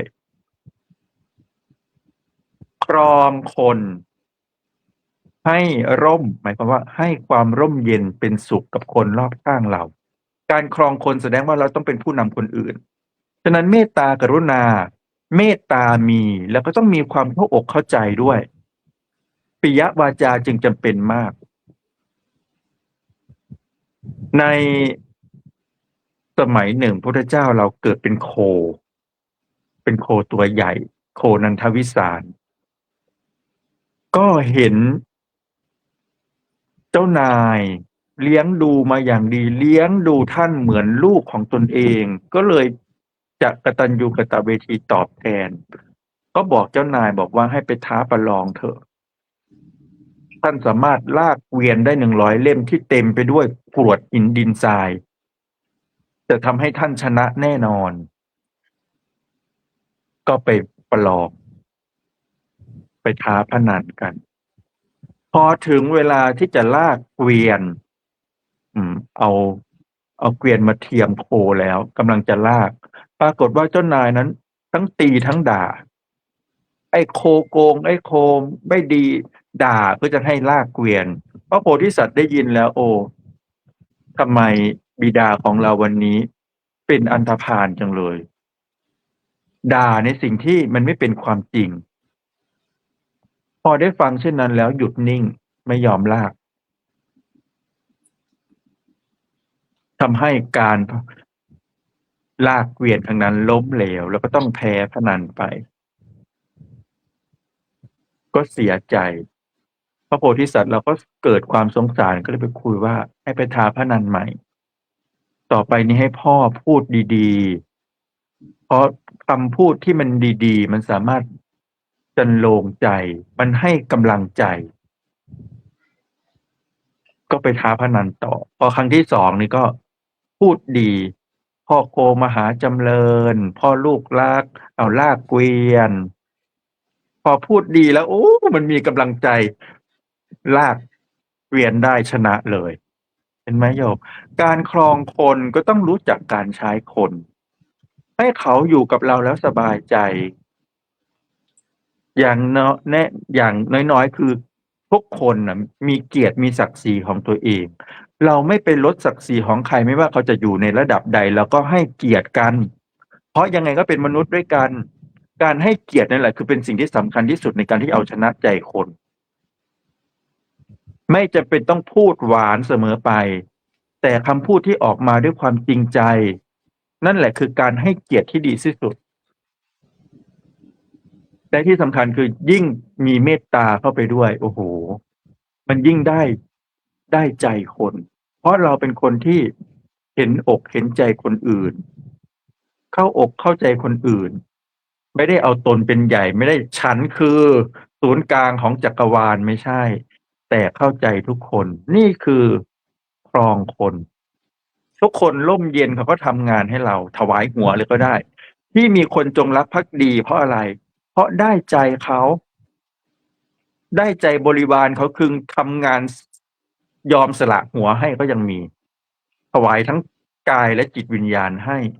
นี่แหละคือการได้ใจคน สุดท้ายก็คือครองงาน ครองงานการทำงานอย่าให้มันค้างคา เมื่อเราทำแล้วก็ต้องพยายามให้มันประสบความสำเร็จให้ได้ในงานนั้นๆ อย่าครึ่งกลางๆ ดินพ่อขางหมูไม่ใช่วิสัยของบัณฑิต การทำงานอะไรต้องมีเป้าหมายชัดเจนแล้วก็ทำให้มันประสบความสำเร็จ ยกตัวอย่างวรรณุปัฏฐชาดก พระโพธิสัตว์เป็นพ่อค้าเกวียนนำขบวนเกวียนไปค้าขาย ไม่เล่ายาวโยมเล่าสรุป ก็คือพอไปแล้วปรากฏว่ามันต้องผ่านดินแดนทุรกันดารทะเลทราย ด้วยความที่เดินทางในทะเลทรายมันใช้เวลายาวนาน ปรากฏว่าในวันนั้นเนี่ยคำนวณกันแล้วว่าใช้เวลาเดินทางอีกแค่1 วันเท่านั้น ก็จะหลุดพ้นจากอินทุรกันดารนี้ไปได้ ฉะนั้นในคืนนั้นทุกคนก็โอ้ยกินเลย กินใช้สอยอาหารน้ำดื่ม อย่างอิ่มหนำสำราญปรากฏว่าเสบียงก็หมดเพราะมั่นใจว่ายังไงก็ต้องหลุดพ้นจากถิ่นทุรกันดารนี้แน่นอน ก็สบายใจแล้ว ก็เดินทางช่วงกลางคืน ปรากฏว่าตกกลางคืนมาคนที่นำทางนั้นเหนื่อยล้าด้วยความเพลีย ก็หลับ พอหลับแล้วไอ้เกวียนที่มันจะต้องหลุดพ้นจากถิ่นทุรกันดารมันก็ย้อนกลับ เพราะคนนำทางหลับ พอตื่นมารุ่งเช้าอ้าวกลับมาจุดเดิมทำยังไงเสบียงหมด อยู่ท่ามกลางทะเลทราย โอ้ทุกคนหมดอาลัยหมดกำลังใจในชีวิต พ่อค้าก็ทำยังไงนะฮะตัวเองเป็นเจ้านายเป็นหัวหน้า ก็ออกแสวงหามันต้องมีทางรอดสักที่ ปรากฏว่าไปเห็นกอหญ้าอยู่กอหนึ่งสันนิษฐานว่าหญ้ามันจะเกิดขึ้นได้กลางทะเลทรายแสดงว่าใต้ดินนั้นจะต้องมีน้ำแน่นอน กลับไปบอกลูกน้องรวม คนที่มีกำลังมาช่วยกันขุด พอขุดลงไปลึกไปเจอแผ่นหิน โอ้ทุกคนหมดกำลังใจเลย วันนี้เราตายท่ามกลางทะเลทรายแน่นอน ก็ไปรายงานพระโพธิสัตว์พระโพธิสัตว์ก็ว่ามันเป็นไปไม่ได้หญ้ามันจะเกิดขึ้น ใต้ดินมันต้องมีน้ำก็มาสังเกตแล้วก็เอาหูไปแนบโอ้ใต้แผ่นหินนี่มันไม่ได้ยินเสียงน้ำอยู่ฉะนั้นอย่าหมดกำลังใจหาค้อนมาทุบพอทุบหินแตกปรากฏว่าข้างล่างก็เป็นน้ำจริงๆทุกคนก็รอดตายได้และสุดท้ายก็มีน้ำดื่มมีอาหารแล้วก็หลุดพ้นออกจากทะเลทรายการทำงานของเราในชีวิตประจำวันเราก็ต้องมีความเพียรก็ยังไม่พอนะต้องเพียรอย่างมีปัญญาด้วยถ้าเพียรอย่างเดียวไม่มีปัญญาทำงานให้ตายก็คือตายเปล่าแต่ถ้าเรามีความเพียรด้วยมีปัญญาด้วยงานนั้นจะประสบความสำเร็จกับเราฉะนั้นสรุปครองตนครองคนครองงานครองตนให้รอดครองคนให้ร่มครองงานให้รุ่งเรืองก็ในช่วงต้นก็ฝากไว้แต่เพียงเท่านี้ครับสาธุกราบขอบพระคุณพระอาจารย์มหาอิสรมาศประภัสรวรรณโนครับผมโอ้โหคุณโยมเป็นยังไงบ้างฟังแล้วโอ้โหสมกับที่ท่านไปหยุดไปศึกษาพิเศษ1 เดือนเต็มๆอาตมานี่ชื่นชอบจริงๆคุณโยมเวลาพระอาจารย์ท่านพูดเนี่ยโดยเฉพาะมีคำคล้องและท่านก็อธิบายประเด็นเป็นหัวข้อแล้วมันจำง่ายเหมือนที่อาจารย์พูดวันนี้ที่ท่านพูดถึงครองตนครองคนครองงานท่านก็บอกให้เราครองตนให้รอดครองงานให้ร่มครองตนให้รอดครองคนให้ร่มครองงานให้รุ่งท่านก็อธิบายในประเด็นที่ท่านได้ขึ้นไว้ครองตนให้รอดยังไงโยมเนี่ยที่จริงเรื่องของครองตนเนี่ยพระอาจารย์มหาอุดมพรเนี่ยท่านก็เรื่องของสติเนี่ยสำคัญท่านก็เน้นเรื่องของสติพระอาจารย์ท่านก็พูดว่ารอดในรอดทั้งทางโลกและทางธรรมรอดทางโลกทางลมเนี่ยการดำเนินชีวิตของพวกเราเนี่ยก็ต้องให้รอดก่อนนะจะไป บอกคนอื่นสอนคนอื่นช่วยเหลือคนอื่น ตัวเราก็ต้องรอดเหมือนเรื่องของฐานะเนี่ยโอ้โหคนเราฐานะไม่ดีลำบากยากจนเนี่ยเป็นคนขี้เกียจไม่ขยันหาไม่รักษาดีไม่มีกัลยาณมิตรต่างๆเนี่ยลำบากที่จะไปเอาตัวเองไม่รอดจะไปบอกคนอื่นไปสอนคนอื่นบางทีมันเขาเรียกว่าอะไรเรายังไม่สามารถสร้างความมั่นคงให้ตัวเองได้เรื่องของสติปัญญาเรื่องของฐานะอาชีพการงานต่างๆไปบอกเขาไปกล่าวบอกเตือนคนอื่นเนี่ยมันลำบากนะคุณโยมนะนั้นก็เอาตัวเองให้รอดแล้วก็ทางโลกและทางธรรมทางธรรมนี่ก็คือท่านเน้นเรื่องของสติปัญญาที่ต้องมานำในใช้ในการชีวิตของเราพินิจพิจารณาและที่สำคัญเนี่ยท่านยกชาดกโอ้นี่เนี่ยสมที่ไปเรียนพระไตรปิฎกยกชาดกมาทั้ง3ชาดกอาตมาจำไม่ได้เลยคุณโยมว่าชาดกไหนเป็นยังไงเนี่ยต้องไปศึกษาเพิ่มเติมฟังเพิ่มเติมจากครูบาอาจารย์เนี่ยท่านก็ยกชาดกให้เราเข้าใจขึ้นและครองคนเนี่ยให้ร่มเย็นเป็นสุขที่จริงก็ท่านก็จะพูดถึงเรื่องหลักของสังหวัตถุ4ที่ต้องมานำเสนอว่าอาจารย์พระครูสุนทรธรรมนิเทศท่านพูดสรุปไว้แล้วท่านเอาเรื่องของปิยวาจา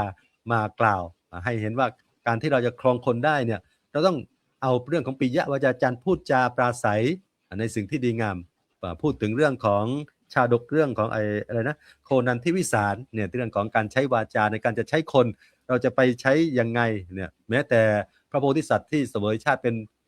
วัว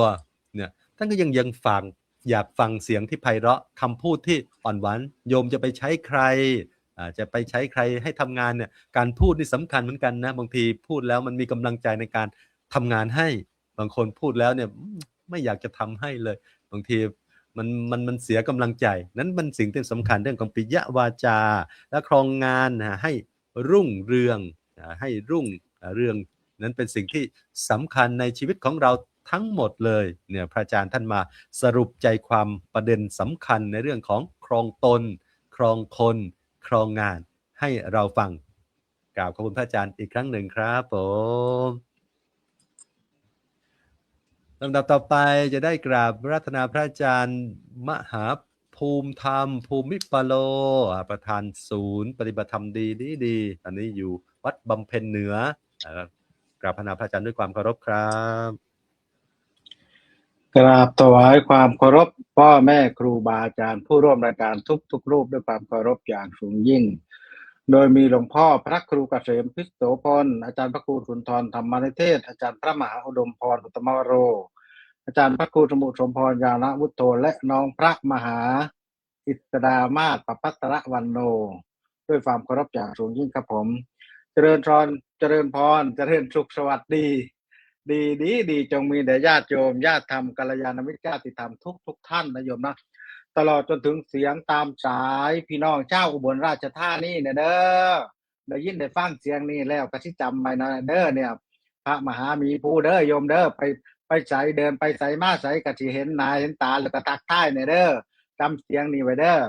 นี่คือทักทายเสียงตามสายนะโยมนะเพราะฉะนั้นวันนี้ก็กราบขอบพระคุณครูบาอาจารย์ทุกรูปเลยโดยเฉพาะ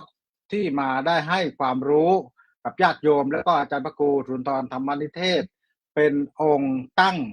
หัวข้อกระทู้ในวันนี้นะโยมนะครองตนครองคนแล้วก็ครองงานเพราะฉะนั้นในเรื่องของคำว่าครองงานนี่อาตมาอาจจะพูดชัดกว่าเพื่อนนะโยมว่าโยมอาจจะฟังแล้วทำไมท่านมีผู้พูดว่าครองงานชัดกว่าเพื่อนเลยเพราะว่างองูนี่มาชัดเจนชัดแจ๋วแจ่มแจ้งนะโยมนะเพราะฉะนั้นวันนี้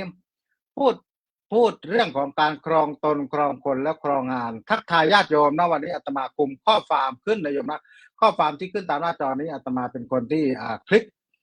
ข้อความขึ้นเพราะว่าพอดีทีมงานกำลังเดินทางไปตามจังหวัดต่างๆไปสร้างธรรมาสน์ในอากาศก็คือเสียงตามสายนั่นเองก็คืออาจารย์สายุทธท่านเดินทางไปให้ความไปปฏิบัติงานต่างจังหวัดเพราะฉะนั้นวันนี้อาตมาก็ทำหน้าที่ในเรื่องของการขึ้นข้อความแต่ว่าอาจจะไม่มีรูปภาพประกอบนะโยมนะอาจจะไม่มีรูปภาพประกอบเพราะว่าห้องเครื่องส่งอยู่ที่วัดท่าพญาจักรแต่อาตมาก็ทำตามเท่าที่ทำได้ให้โยมได้เห็นเพราะฉะนั้นวันนี้ครูบาอาจารย์พูดไปหมดสิ้นทุกสิ่งทุกอย่างเลยอาจารย์พระครูสุนทรเป็นผู้ตั้งหัวข้อแล้วก็มาด้วยบทกลอน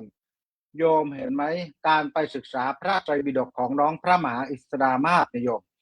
วันนี้โยมฟัง3 ชาดกเลยนะที่ท่านเอามาเล่าให้โยมฟังแล้วก็เป็นชาดกที่เป็นประโยชน์อย่างยิ่งเลยเนี่ยน้องพระมหาอุดมพรท่านก็เน้นไปเรื่องสติเนี่ยพิธีกรโยมก็บอกว่าพิธีกรนี่ก็เสียงรอเหมือนเดิมก็อาตมาก็คิดว่าเสียงรอเหมือนเดิมนะโยมนะเพราะฉะนั้นวันนี้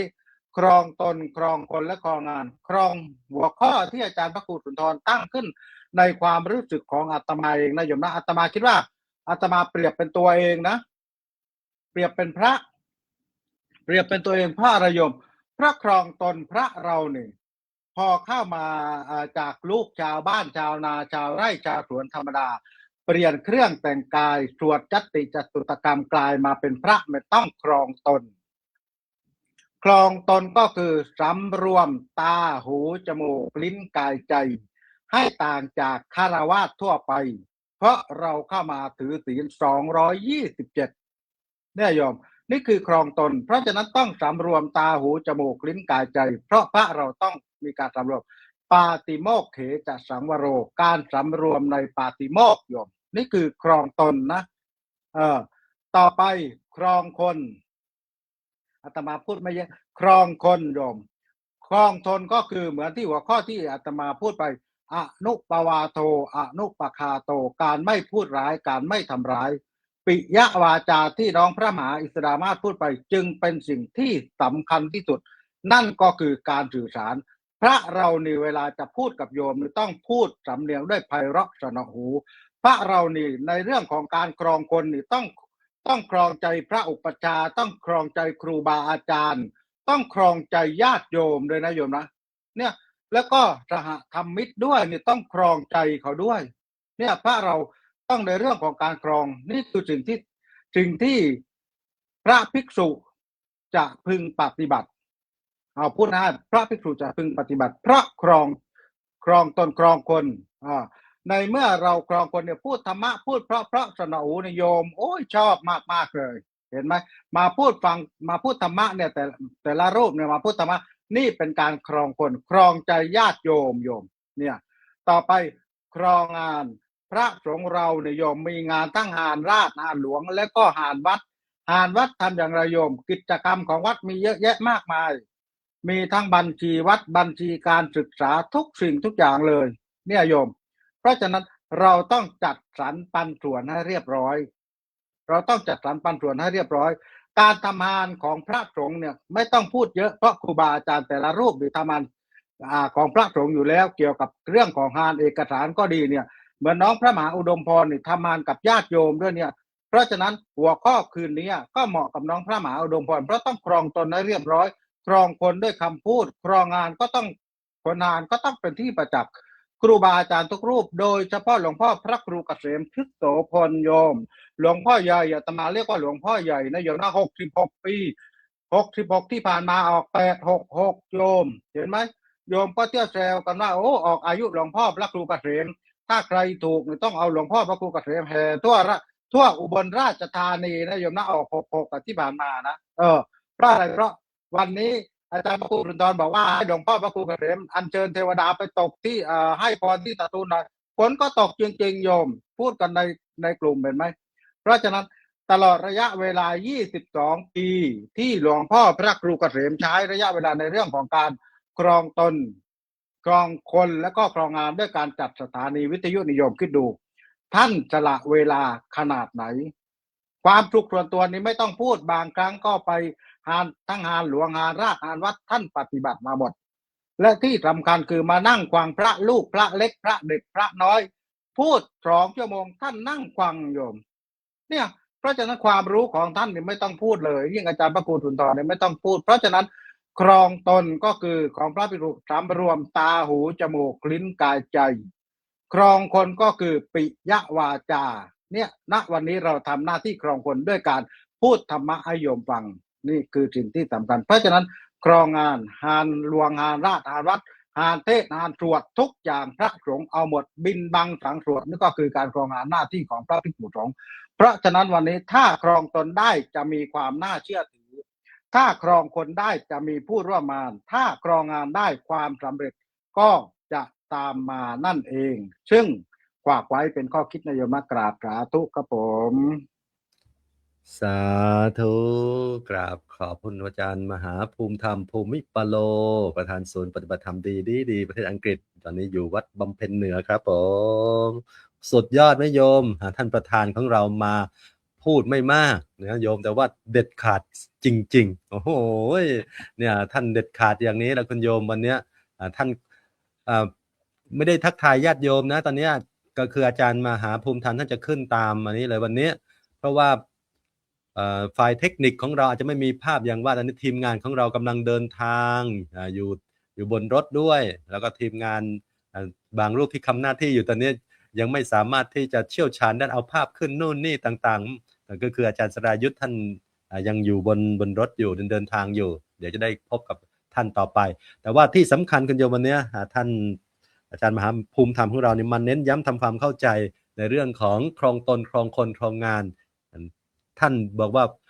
พระครูบาอาจารย์วิทยากรมาพูดให้โยมฟังมากแล้วนี่มาบอกให้พระฟังบ้างเห็นครูบาอาจารย์พระครูเกษมเนี่ยมานั่งฟังตั้งแต่นานเนี่ยท่านเน้นในเรื่องของพระนี่แหละเราต้องครองตนยังไงเมื่อบวชมาแล้วเนี่ยคุณโยมถูกใจอาตมาเลยต้องสำรวมอินทรีย์ตาหูจมูกลิ้นกายใจของเราเนี่ยท่านอยู่ลำบากถ้าพระของเราไม่สำรวมเรื่องกายเรื่องตาหูจมูกลิ้นกายใจต่างๆเนี่ยเราก็จะไม่สามารถที่ดำรงสมณเพศได้อย่างนี้เนี่ยครูบาอาจารย์เนี่ยแต่ละรูปเนี่ยผ่านการฝึกฝนอบรมมาสำรวมกายวาจาใจสำรวมตาหูจมูกลิ้นได้ดีประการต่อไปท่านครองคนเนี่ยการอาศัยการพูดจาปราศัยนี่แต่ละรูปแต่ละท่านมาก็ให้เห็นความสำคัญในการครองคนในการพูดจาปราศัยให้เหมาะสมพูดจาเนี่ยเป็นปิยวาจา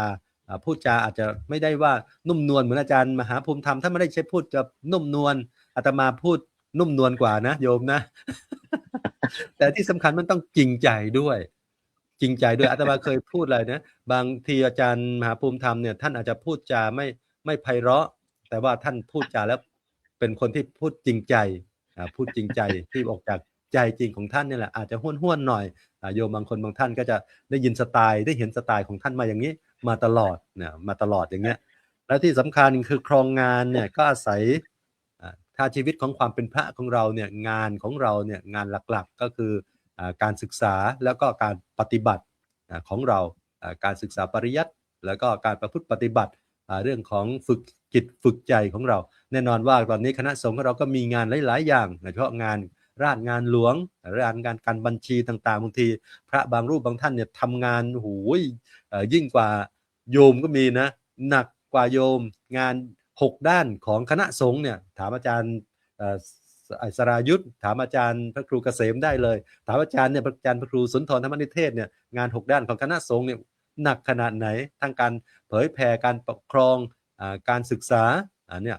ก็ศาสนสงเคราะห์ต่างๆเนี่ยโอ้โหหนักอาจารย์โดยเฉพาะเจ้าอาวาสอย่างอาจารย์มหาอุดมพรเนี่ยก็ทำงานด้านนี้มามากสาธารณสงเคราะห์กับญาติโยมในการที่จะพาญาติโยมในการประพฤติปฏิบัติแล้วก็พัฒนาวัดวาอารามตลอดถึงชุมชนแล้วสุดท้ายอาจารย์ได้สรุปมาให้เราได้เป็นประเด็นที่สำคัญในเรื่องของการที่เราท่านทั้งหลายเนี่ยมาฟังรายการนานาสารธรรมวันนี้ได้รู้หลักในการครองตนครองคนครองงานให้ถูกวิธีกราบขอบคุณพระอาจารย์มหาบุญธรรมอีกครั้งหนึ่งครับผมอันต่อไปจะได้กราบรัตนาพระอาจารย์สรายุทธนะครับอาจารย์สรายุทธสิริสาโรวัดท่าพญาจักรจังหวัดสุพรรณบุรีได้มาสนทนาธรรมกับญาติโยมว่าตอนนี้ทีมงานเดินทางถึงไหนแล้วครับกราบพระอาจารย์ด้วยความเคารพครับก็นอบน้อมแด่พระรัตนตรัยครับกราบถวายความเคารพพระมหาเถระพระเถรานุเถระครูบาอาจารย์มีอาจารย์พระครูเกษมพิโสพลพระครูสุนทรธรรมนิเทศด็อกเตอร์กราบขอบพระคุณครับอาจารย์พระครูสมุสมพรเนี่ยนาวุฒโธผู้ดำเนินรายการแล้วก็ครูบาอาจารย์ทุกรูปขอโอกาสครับตอนนี้เสียงจากในรถตู้วันนี้มีกิจธุระเรื่องสถานีวิทยุก็มา กับหลวงพ่อพระมหาบุญช่วยปัญญาวชิโรผู้ดำเนินรายการธรรมะไขทุกข์หลวงพ่อเมตตามาพบหลวงพ่อเจ้าคุณพระวชิระสิกขการหลวงพ่อไพเราะทิตสีโลวัดสระแก้วอำเภอป่าโมกจังหวัดอ่างทองนะเรื่องตั้งสถานีวิทยุขอเมตตาอุปถัมภ์หลวงพ่อในเรื่องกำลังสนับสนุนตั้งเสาวิทยุหลวงพ่อก็เมตตานั่งรถมาด้วยกันก็เป็นปัจจุบันทันด่วน ไม่ได้วางแผนไว้นะว่าจะกลับคำนะก็สำเร็จแล้วตอนนี้กำลังเดินทางกลับนะครับครูบาอาจารย์แล้วก็เจริญพรญาติโยมบอกข่าวว่าระหว่างนั่งรถมาก็ฟังครูบาอาจารย์ด้วยแล้วก็ช่วยเผยแพร่ด้วยนะบ้านฟ้าแชร์ไปเยอะเกินก็โดนระงับอีกแล้ว เพราะฉะนั้นในโซเชียลมีเดียบ้านฟ้าของชื่อพระสรายุทธนะแล้วก็สาธุเรดิโอหายไปจากสารระบบอีกแล้วเดี๋ยวกลับไปแก้ไขใหม่นี่ก็เป็นบรรยากาศนะที่ได้นั่งมาในรถอีกไม่กี่นาทีก็ถึงวัดท่าพระยาจักรทีนี้ในหัวข้อสนทนาธรรมค่ำคืนวันนี้ก็ได้รับความเมตตาจากหลวงพ่อพระมหาบุญช่วยท่านก็เมตตาแนะนำ ใช้หลักธรรมอะไรดีในการครองตนนะครองคนแล้วก็ครองงานนึกถึงคำว่าครองนะญาติโยมนะต้องทำความเข้าใจบางท่านฟังอย่างเดียวครองเหมือนครองแสนแสบหรือเปล่า ครองน้ำบ่อน้ำคลองยังเป็นรองน้ำใจหรือเปล่าไม่ใช่คลองคูอย่างนั้นนะญาติโยมคำว่าคลองนี่เข้ามาบวชในพระพุทธศาสนาใหม่ๆเนี่ยหลวงพ่อก็จะบอกว่าเวลาชั่นพระทหารเพลน่ะท่านก็บอกชั่นให้พอคลองนะลูกก็อะไรคือคำว่าพอคลองหมายถึงว่าชั่นให้อิ่มให้พอดีนะเดี๋ยวตอนเย็นไม่ได้ชั่นอีกแล้วนะพระทหารนะนี่คำว่าที่ได้ยินคำว่าครองต่อมาคลองผ้าคลองผ้าดิคลองผ้าอีกแล้วคืออะไรล่ะคือการนุ่งห่มใช้สร้อยผ้าจีวรนะครองพอศึกษาพระธรรมวินัยก็บอกรักษาผ้าครองภิกษุนะจะต้องตื่นเช้ามาครองผ้าครองแล้วห้ามไปนอนหลับนะผ้าสามผืนเนี่ยครองแบบห่มดองเนี่ยก็หมดอานิสงส์กฐินแล้วครูบาอาจารย์ก็ต้องรักษาผ้าของวันเพ็ญกลางเดือน4อานิสงส์กฐินที่ยืดมาอีก4 เดือนจากอานิสงส์พรรษาเนี่ยหมดแล้วต้องรักษาผ้าครองอีกแล้วเช้ามาก็ต้องอย่าให้ผ้าครองเนี่ยอยู่ห่างจากหัตถบาทเนี่ยตามพระวินัยนะครับครูบาอาจารย์ถ้าพระท่านรู้กันญาติโยมก็ฟังไว้ว่าคำว่าครองเป็นอย่างนี้ทีนี้ก็มาฟังหลักธรรมที่บอกว่าหลวงพ่อพระมหาบุญช่วยได้เมตตาแนะนำว่าการครองตนเนี่ยเราจะครองยังไงให้ประสบความสุขความเจริญท่านก็บอกว่าประโยชน์ในภพนี้ชาตินี้ไงที่จะเห็นกันในปัจจุบันเนี่ยนะหลักธรรมที่เราจะเอามาปฏิบัติในปัจจุบันญาติโยมก็อาจจะเคยฟังธรรมว่าทำบุญเนี่ยไปหวังสวยในชาติหน้าแต่ทำหน้านี่จะสวยในชาตินี้แต่ประโยชน์ในการใช้หลักธรรมนี้ก็คือทิฏฐธรรมิกัตถประโยชน์ในปัจจุบันเนี่ยเราก็ฟังกันบ่อยคาถาเศรษฐีไงอุอากะสะจำได้หรือเปล่าญาติโยมไม่ใช่ไปท่องนะอันนี้เป็นคำย่ออุทานสัมปทาถึงพร้อมด้วยความมันหรือว่าความขยัน2อารักขสัมปทาถึงพร้อมด้วยการรักษาอะไรล่ะทรัพย์สินสลิงคารเงินทองข้าวของเครื่องใช้ต้องรู้จักเก็บรักษา3อารักขสัมปทาขออภัยอุอากะที่3ว่ากัลยาณมิตรตาคบคนดีคบเพื่อนดีกัลยาณมิตรอย่าไปคบมิตรมิจฉาชีพอย่าไปคบอย่าไปหลงเชื่อคารมเขาอย่างเงี้ย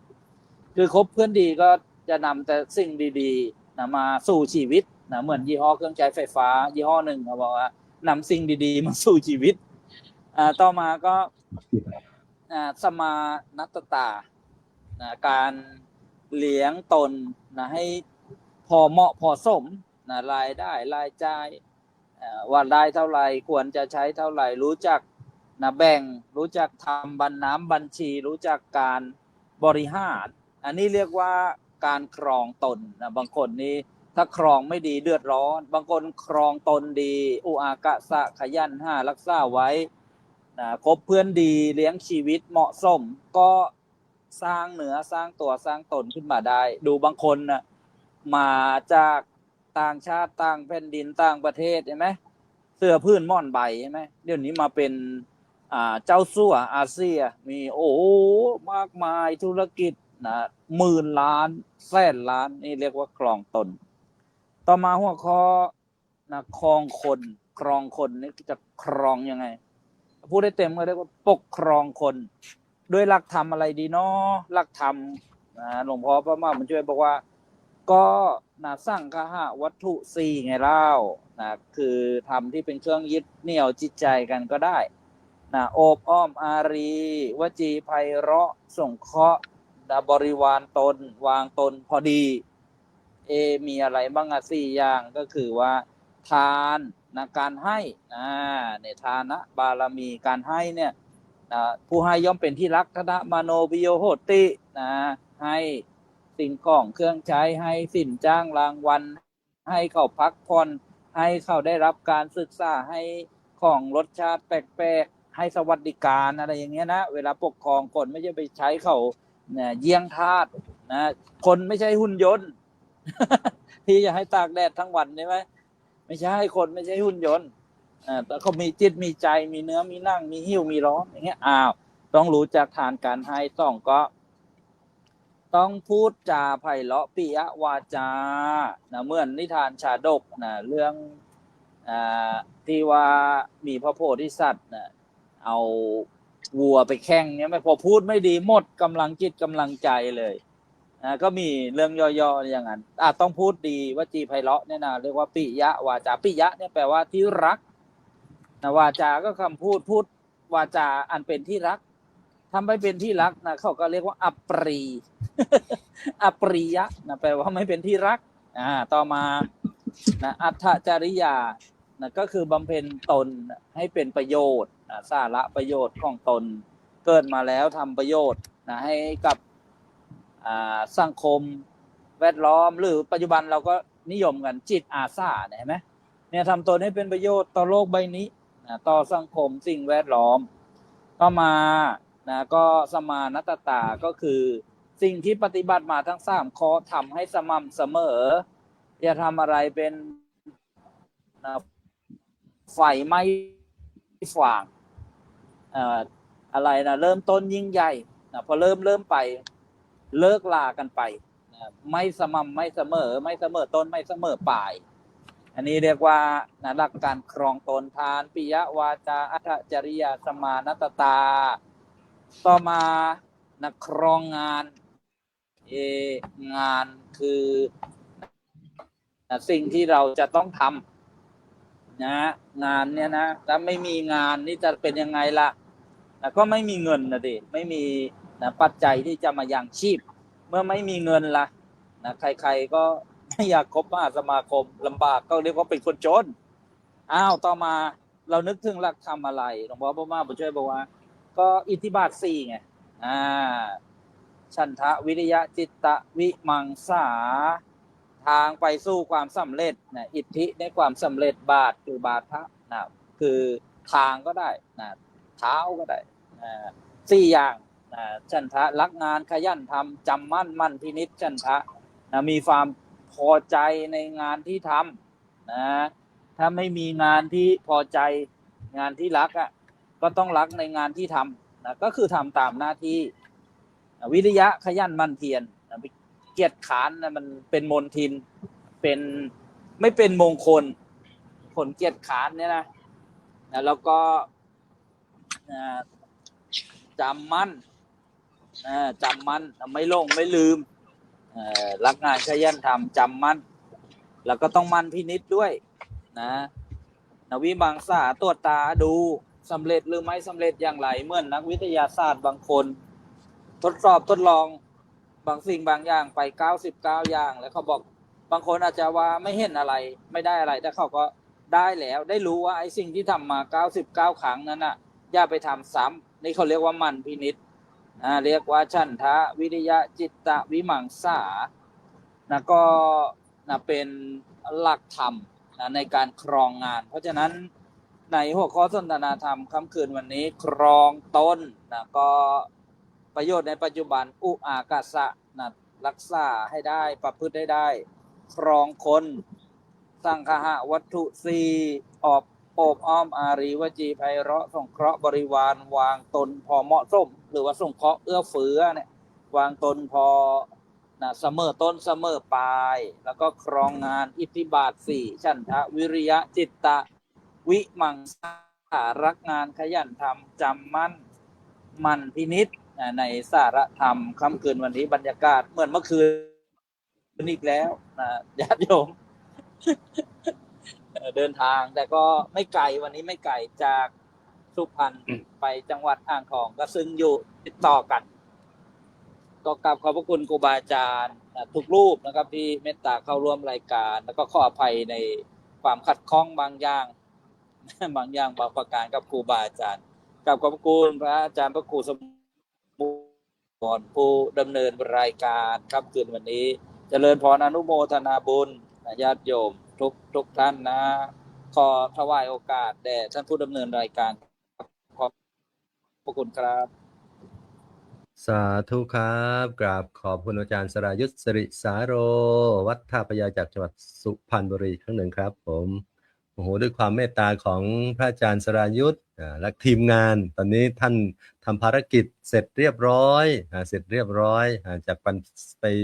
ที่จะติดตั้งหรือว่าสร้างวัดบนอากาศสร้างสถานีวิทยุเพิ่มเติมเนี่ยโอ้โหถือว่าเป็น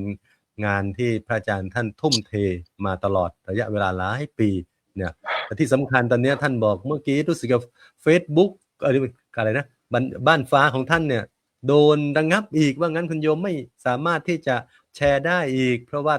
ท่านกดแชร์กดอะไรไว้บ่อยหรือเปล่าไม่รู้หรือมากเกินไปอะไรเนี่ยเร็วเกินไปอะไรเนี่ยโดนอีกแล้วคุณโยมครั้งที่2แล้ว เนี่ยแม้ความเมตตาของพระอาจารย์เนี่ยตอนนี้กำลังเดินทางกับอาจารย์มหาบุญช่วยที่ท่านกล่าวไว้เนี่ยท่านก็ยังมาออกรายการกับพวกเราแต่เสียดายว่าตอนนี้วันนี้ไม่ได้เจอภาพเจอแต่เสียงส่งเสียงธรรมมาให้ญาติโยมได้ฟังก็ถือว่าญาติโยมก็ได้ฟังธรรมจากพระอาจารย์อีกวาระหนึ่งในเรื่องของครองตนครองคนครองงานครองตนให้ดีครองคนให้ได้ครองงานให้สำเร็จอย่างไรท่านก็ใช้หลักธรรมที่ท่านนำเสนอ3หลักที่โดยครูบาอาจารย์ได้กล่าวมาแล้วนี่แหละก็คือครองตนท่านให้ใช้เรื่องของหลักครองตนใช้หลักของทิฏฐธรรมวิกัตตประโยชน์คืออุอากาสะขยันหารักษาดีมีกัลยาณมิตรใช้ชีวิตให้พอเหมาะครองคนก็ใช้หลักของสังคหวัตถุธรรมสังคหวัตถุ4ประการเรื่องของการบริหารจัดการคนจูงใจคนให้แล้วก็สร้างทีมงานของเราให้ได้ด้วยกันมีทานอบอ้อมอารีวจีไพเราะสงเคราะห์ทุกคนวางตนเสมอต้นเสมอปลายอย่างนี้เป็นต้นแล้วก็เรื่องของโครงงานคนก็ให้ใช้หลักของอิทธิบาท4หรือว่าธรรมที่ใช้ในการทำงานบาดฐานในการประพฤติปฏิบัติให้สู่ความสำเร็จก็ญาติโยมก็คงจะเข้าใจในความพอใจรักในงานที่ทำขยันในมันเพียรกับงานแล้วก็เอาใจใส่รับผิดชอบงานรู้จักพินิจพิจารณาไตรตรองงานที่เราทำนี่คือสิ่งที่สำคัญในการที่ดำเนินชีวิตครองงานของพวกเรากราบคุณพระอาจารย์สรายุทธอีกครั้งหนึ่งครับที่เมตตามาสนทนาธรรมในวันนี้ขอให้พระอาจารย์เดินทางด้วยความสวัสดิภาพครับผมเราไปเป็นรอบที่2คุณโยมดูเวลาแล้วโอ้ยแป๊บเดียวเองชั่วโมงครึ่งผ่านไปโยมลืมเลยว่าวันนี้เนี่ยเรามีเวลาแค่ชั่วโมงครึ่งแต่ว่าอาตมาบอกแล้วคุณโยมว่ารายการของเราส่วนมากก็จะมีรายการที่ต่อเวลาพิเศษอยู่บ่อยๆต่อเวลาพิเศษญาติโยมบอกว่าไม่เป็นไรไม่เป็นไรลำดับต่อไปจะได้กราบรัตนาพระอาจารย์พระครูสุนทรธรรมนิเทศได้มาให้ข้อคิดข้อธรรมในการประเด็นในรอบที่2ครับผมกราบรัตนาพระอาจารย์ครับผม ครับตัวคำเคารพครูบาอาจารย์รอบสุดท้ายนะครับผมก็คงจะเป็นเรื่องที่เรียกว่าเป็นอะไรก็ได้เป็นให้เป็นอย่างที่พระอาจารย์ไปพูดถึงว่าแม้ไม่ได้เป็นกุหลาบหอมก็จงเป็นยอมเป็นระดาขาวไม่ได้เป็นจันทร์อันสกาวจงเป็นดาวดวงแจ่มอาแอมตาไม่ได้เป็นหงส์ธนงศักดิ์ก็จงรักเป็นโนรีที่หันษาไม่ได้เป็นน้ำแม่คงคาจงเป็นธาราใสที่ไร้เย็นไม่ได้เป็นมหาอิมาลัยก็จงภูมิใจจอมปลวกที่ไร้เห็นไม่ได้เป็นวันพระจันทร์เพ็ญก็จงเป็นวันแรมมันเจ็บจางไม่ได้เป็นสนต้นโลกหงส์จงเป็นพงอ้อสะบัดไม่ขัดขวางแม้ไม่ได้เป็นนุชสุสหางก็จงเป็นนางที่มิใช่ไร้ความดีอันจะเป็นอะไรนั้นไม่แปลกย่อมผิดแผกแตกต่างตามหน้าที่ประกอบกิจที่ตนเป็นให้เด่นดีสมกับที่ตนเป็นเช่นนั้นเถิดนะก็เรียกว่าทุกคนจะอยู่ด้วยความสุขกับการทำหน้าที่ของตนอย่างถูกต้องและก็เป็นประโยชน์เกื้อกูลทั้งแก่ตนเองและผู้อื่นขอทุกท่านมีความสุขกับการทำงานทำหน้าที่ด้วยการครองตนครองคนและครองงานครับ สาธุครับผมพระอาจารย์พระครูสุนทรธรรมนิเทศเป็นอะไรให้ดีในจุดที่เราเป็นนะครับโยมนะต่อไปกราบพระพระอาจารย์พระมหาอุดมพรอุตมะวโรครับผม เขากาดนะครับ ก็ผู้ที่ครองตนได้ก็ย่อมที่จะไม่พ่ายแพ้ต่อกิเลสความรักโลภโกรธหลงได้ง่ายๆผู้ที่ครองคนได้ก็ย่อมไม่พ่ายแพ้ต่อความขัดแย้งใดๆผู้ที่ครองงานได้ก็ย่อมไม่พ่ายแพ้ต่ออุปสรรคของชีวิตที่มันเกิดขึ้นนะครับทีนี้หลักในการครองคนครองตนครองงานมันเป็นแนวทางสำคัญในการ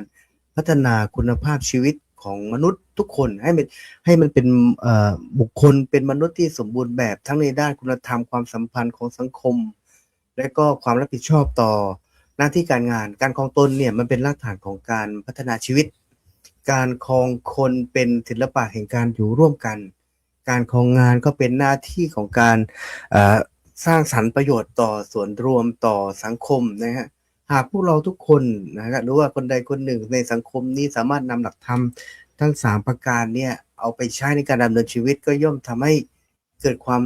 วามสงบความสุขความสันติความสามัคคีและความเจริญก้าวหน้าอย่างยั่งยืนก็ขอให้ทุกท่านจงครองตนได้อย่างมั่นคงครองคนได้อย่างมีเมตตาครองงานได้อย่างมีความรับผิดชอบและเพื่อให้อยู่ร่วมกับสังคมได้อย่างมีความสุขและงดงามสืบต่อไปครับสาธุครับ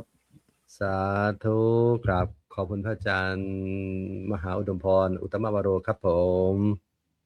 ลำดับต่อไปกราบพระนามพระอาจารย์มหาอิสรามาศประภัสรวโนครับผมครับขอโอกาสในรอบ2ก็สรุปสั้นๆครองตนให้พ้นความเป็นพาลเมื่อเราพ้นความเป็นพาลเราก็จะมีความเป็นบัณฑิตได้ครองคนอย่างมีธรรมาธิปไตยการมีธรรมาธิปไตยไม่ใช่แค่ฟังเสียงข้างมากหรือข้างน้อยแต่คือดูความเป็นธรรมและก็มีความยุติธรรมก็จะทำให้คนอยู่ร่วมกันได้ดีแล้วก็ครองงานอย่างสร้างสรรค์งานทุกงานมันมีความคิดเห็นที่แตกต่างแต่เราจะทำยังไงให้ความแตกต่างนั้นสร้างสรรค์งานของเราให้ก้าวหน้าฉะนั้นก็ขอให้ทุกคนมีความสุขไม่ว่าจะเป็นการครองตนครองคนหรือครองงานก็ตามขอฝากไว้แต่เพียงเท่านี้ครับสาธุครับผมกราบพระนามพระอาจารย์พระมหาภูมิธรรมภูมิปาโลครับผมกราบขอบพระคุณพ่อแม่ครูบาอาจารย์ทุกรูปเลยวันนี้ที่เข้ามาบรรยายหัวข้อครองตนครองคนและก็ครองงานให้ญาติโยมได้เข้าใจแล้วนำไปปฏิบัติแล้วก็อนุโมทนาสาธุบุญกับญาติโยมทุกท่านเลยที่เข้ามารับชมตอนนี้โยมก็อยู่กันเยอะเมื่อกี้ก็เยอะตอนนี้ก็ยังอยู่กันเยอะเพราะว่ายิ่งเยอะเพิ่มขึ้นเรื่อยๆตอนนี้ของอาตมาร่วม90แชร์อาตมาไปดูที่หน้าจอตอนนี้โยมที่โยมแชร์กันไปเกือบ90แชร์นะรู้สึกว่า89แชร์แล้วยังแชร์เดียวเป็น90แชร์แต่แชร์นี้เป็นการแชร์สัพพะทานังธรรมะทานังชินาตินะโยมนะการให้ธรรมะเป็นทานย่อมชนะการให้ทั้งปวงไม่ใช่แชร์แม่ชะม้อยนะโยม เดี๋ยวเข้าใจกันไปทำไมพอพูดถึงเรื่องแชร์ปุ๊บโยมได้เข้าใจในเรื่องแชร์ตรงนั้น เพราะฉะนั้นญาติโยมสาธุชนพุทธบริษัททั้งหลายวันนี้หัวข้อดีมากเลยครองตนครองคนครองงานพระสงฆ์องค์เจ้าครูบาอาจารย์ทุกรูปมาใช้หัวข้อนี้ทั้งพิจารณาตัวเองแล้วนำธรรมะที่มีอยู่ศึกษาจากพระไตรปิฎกมาตรูให้ญาติโยมได้ฟังโยมก็เปลี่ยนบ้านให้เป็นวัดพระอยู่ในโทรศัพท์มือถือครองตนก็คือหักห้ามใจรักษาใจตัวเองให้ดีที่สุดในเมื่อถ้าเรารักษาใจตัวเองให้ดีแล้วครองคนก็จะดีไปด้วยปิยวาจาครองงานก็จะนั่งเข้าไปอยู่ในใจเพราะรักในงานที่ทำในงานที่รักแล้วเราจะมีความสุขทั้งครองตนครองคนและครองงานสำหรับค่ำคืนนี้ดีทุกอย่างเลยโยม สาธุครับกราบขอบคุณพระอาจารย์มหาภูมิธรรมครับผมเราไปกราบพระนามพระอาจารย์สรายุทธสริสาโรครับผม ครับกราบขอบพระคุณครับพระอาจารย์พระครูสมุทรสมพรขอโอกาสครูบาอาจารย์ทุกรูปครับในรับสรุปคำว่าครองมาอีกแล้วครับครูบาอาจารย์เจริญพรญาติโยมผ่านมาไม่กี่วันก็วันแห่งความรักเขาก็เรียกว่าครองรัก ญาติโยมก็ครองเรือนเรือนที่ครองไม่ดีนี่จะเป็นทุกข์แต่สำหรับสมณะผู้บวชก็ต้องครองสมณะเพศ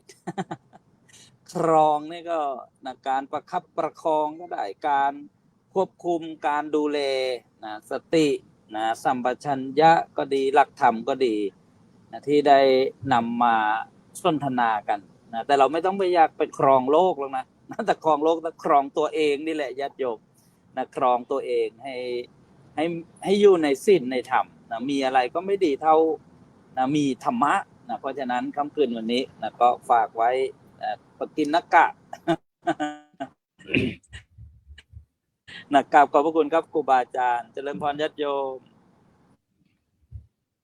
ครับผมกราบขอบคุณพระอาจารย์สรายุทธสริสาโรครับผมญาติโยมวันนี้ก็มาถึงการดำเนินรายการช่วงท้ายอาตมาภาพพระครูสมุสมพรญาณวุฒโธผู้ดำเนินรายการวันนี้โอ้โหถือว่าเป็นผู้ที่ดำเนินรายการแทนพระอาจารย์สรายุทธท่านเมตตาเพราะว่าท่านติดศาสนกิจท่านเลยอาตมาบอกมาดำเนินเป็นพิธีกรดำเนินรายการแทนอาจจะผิดพลาดหลายๆเรื่องนู่นนี่นั่นอาจจะสำเนียงเสียงอาจจะไม่เหมือนกันแน่นอนคุณโยมวันนี้เรื่องของครองตนครองคนครองงานครองตนให้ดีครองคนให้ได้ครองงานให้สำเร็จหรือครองตนให้รอดครองคนให้ร่มครองงานให้รุ่งตามที่พระอาจารย์มหาอิสรมาศได้กล่าวไว้การครองตนครองคนครองงานถือเป็นหลักการบริหารและการพัฒนาตนเองสำหรับผู้นำหรือผู้ทำงานให้ประสบความสำเร็จโดยสามารถที่จะนำธรรมะที่ครูบาอาจารย์ได้กล่าวสรุปในวันนี้มาให้เราฟังก็คือในเรื่องครองตนอยู่ในหลักไตรสิกขาศีลสมาธิปัญญาหลักของพรหมวิหารธรรมและก็หลักของอุอากาสะที่อาจารย์สายุทธได้กล่าวไว้ครองงานหลักของอิทธิบาท4ที่เราจะมาใช้ในการครองคนเรื่องของสังฆะวัตถุ4และที่ยังจะเน้นให้ญาติโยมฟังอีกครั้งหนึ่งก็คือเรื่องของ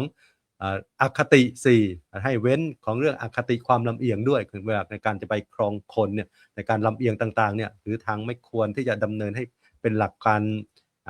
เกิดข้ออคติเกิดขึ้นเช่นว่าอคติเพราะลำเอียงเพราะรักลำเอียงเพราะชังลำเอียงเพราะกลัวลำเอียงเพราะเขลาอย่างเงี้ยก็อย่าให้เกิดขึ้นกับผู้จะครองคนเพราะจะเกิดความไม่ยุติธรรมได้ประการต่อไปก็คือเรื่องของครองงานก็อิทธิบาท4ประการฉันทะความพอใจวิริยะความหมั่นขยันกับการทำกิจการงานของเราจิตตะเอาใจใส่รับผิดชอบงานแล้วก็วิมังสาพินิจพิจารณาไกรกรองอยู่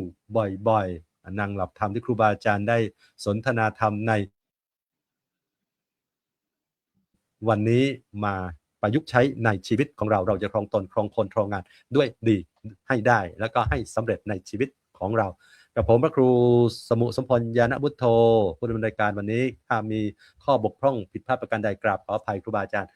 ทุกรูปนะครับผมแล้วก็เจริญพรอนุโมทนาบุญกับญาติโยมทุกคนทุกท่านที่ฟังรายการจนถึงช่วงท้าย สำหรับเราไปจะได้กราบพระพระอาจารย์พระครูเกษมพิษโสพลผู้ช่วยเจ้าอาวาสวัดพิษโสภารามจังหวัดอุบลราชธานีจะให้ความเมตตามาสรุปทั้งหม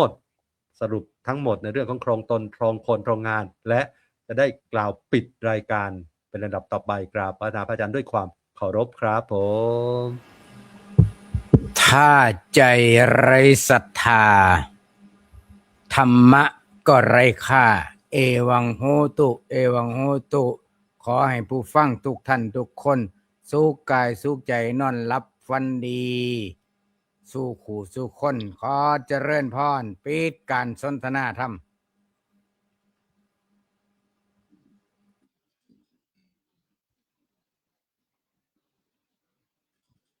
มีเพลงไหมครับ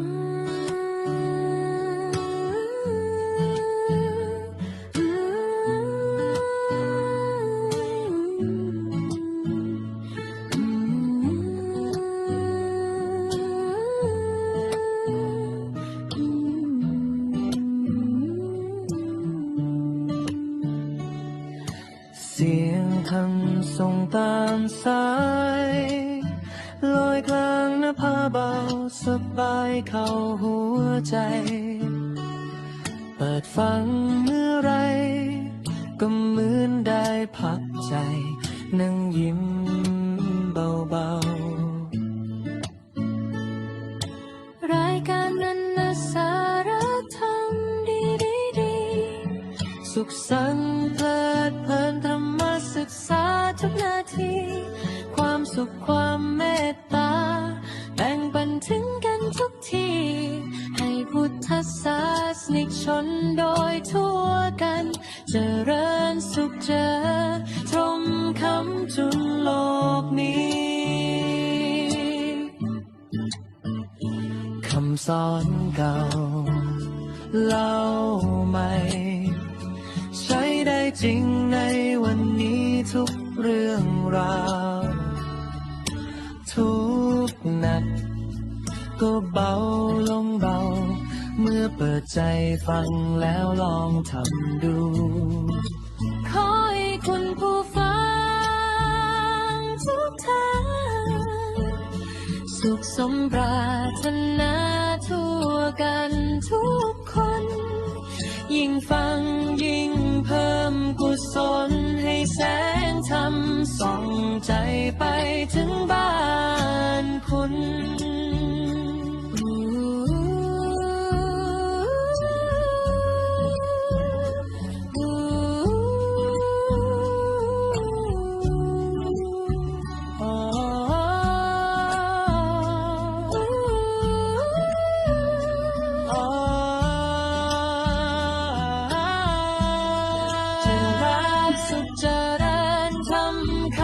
จุนโล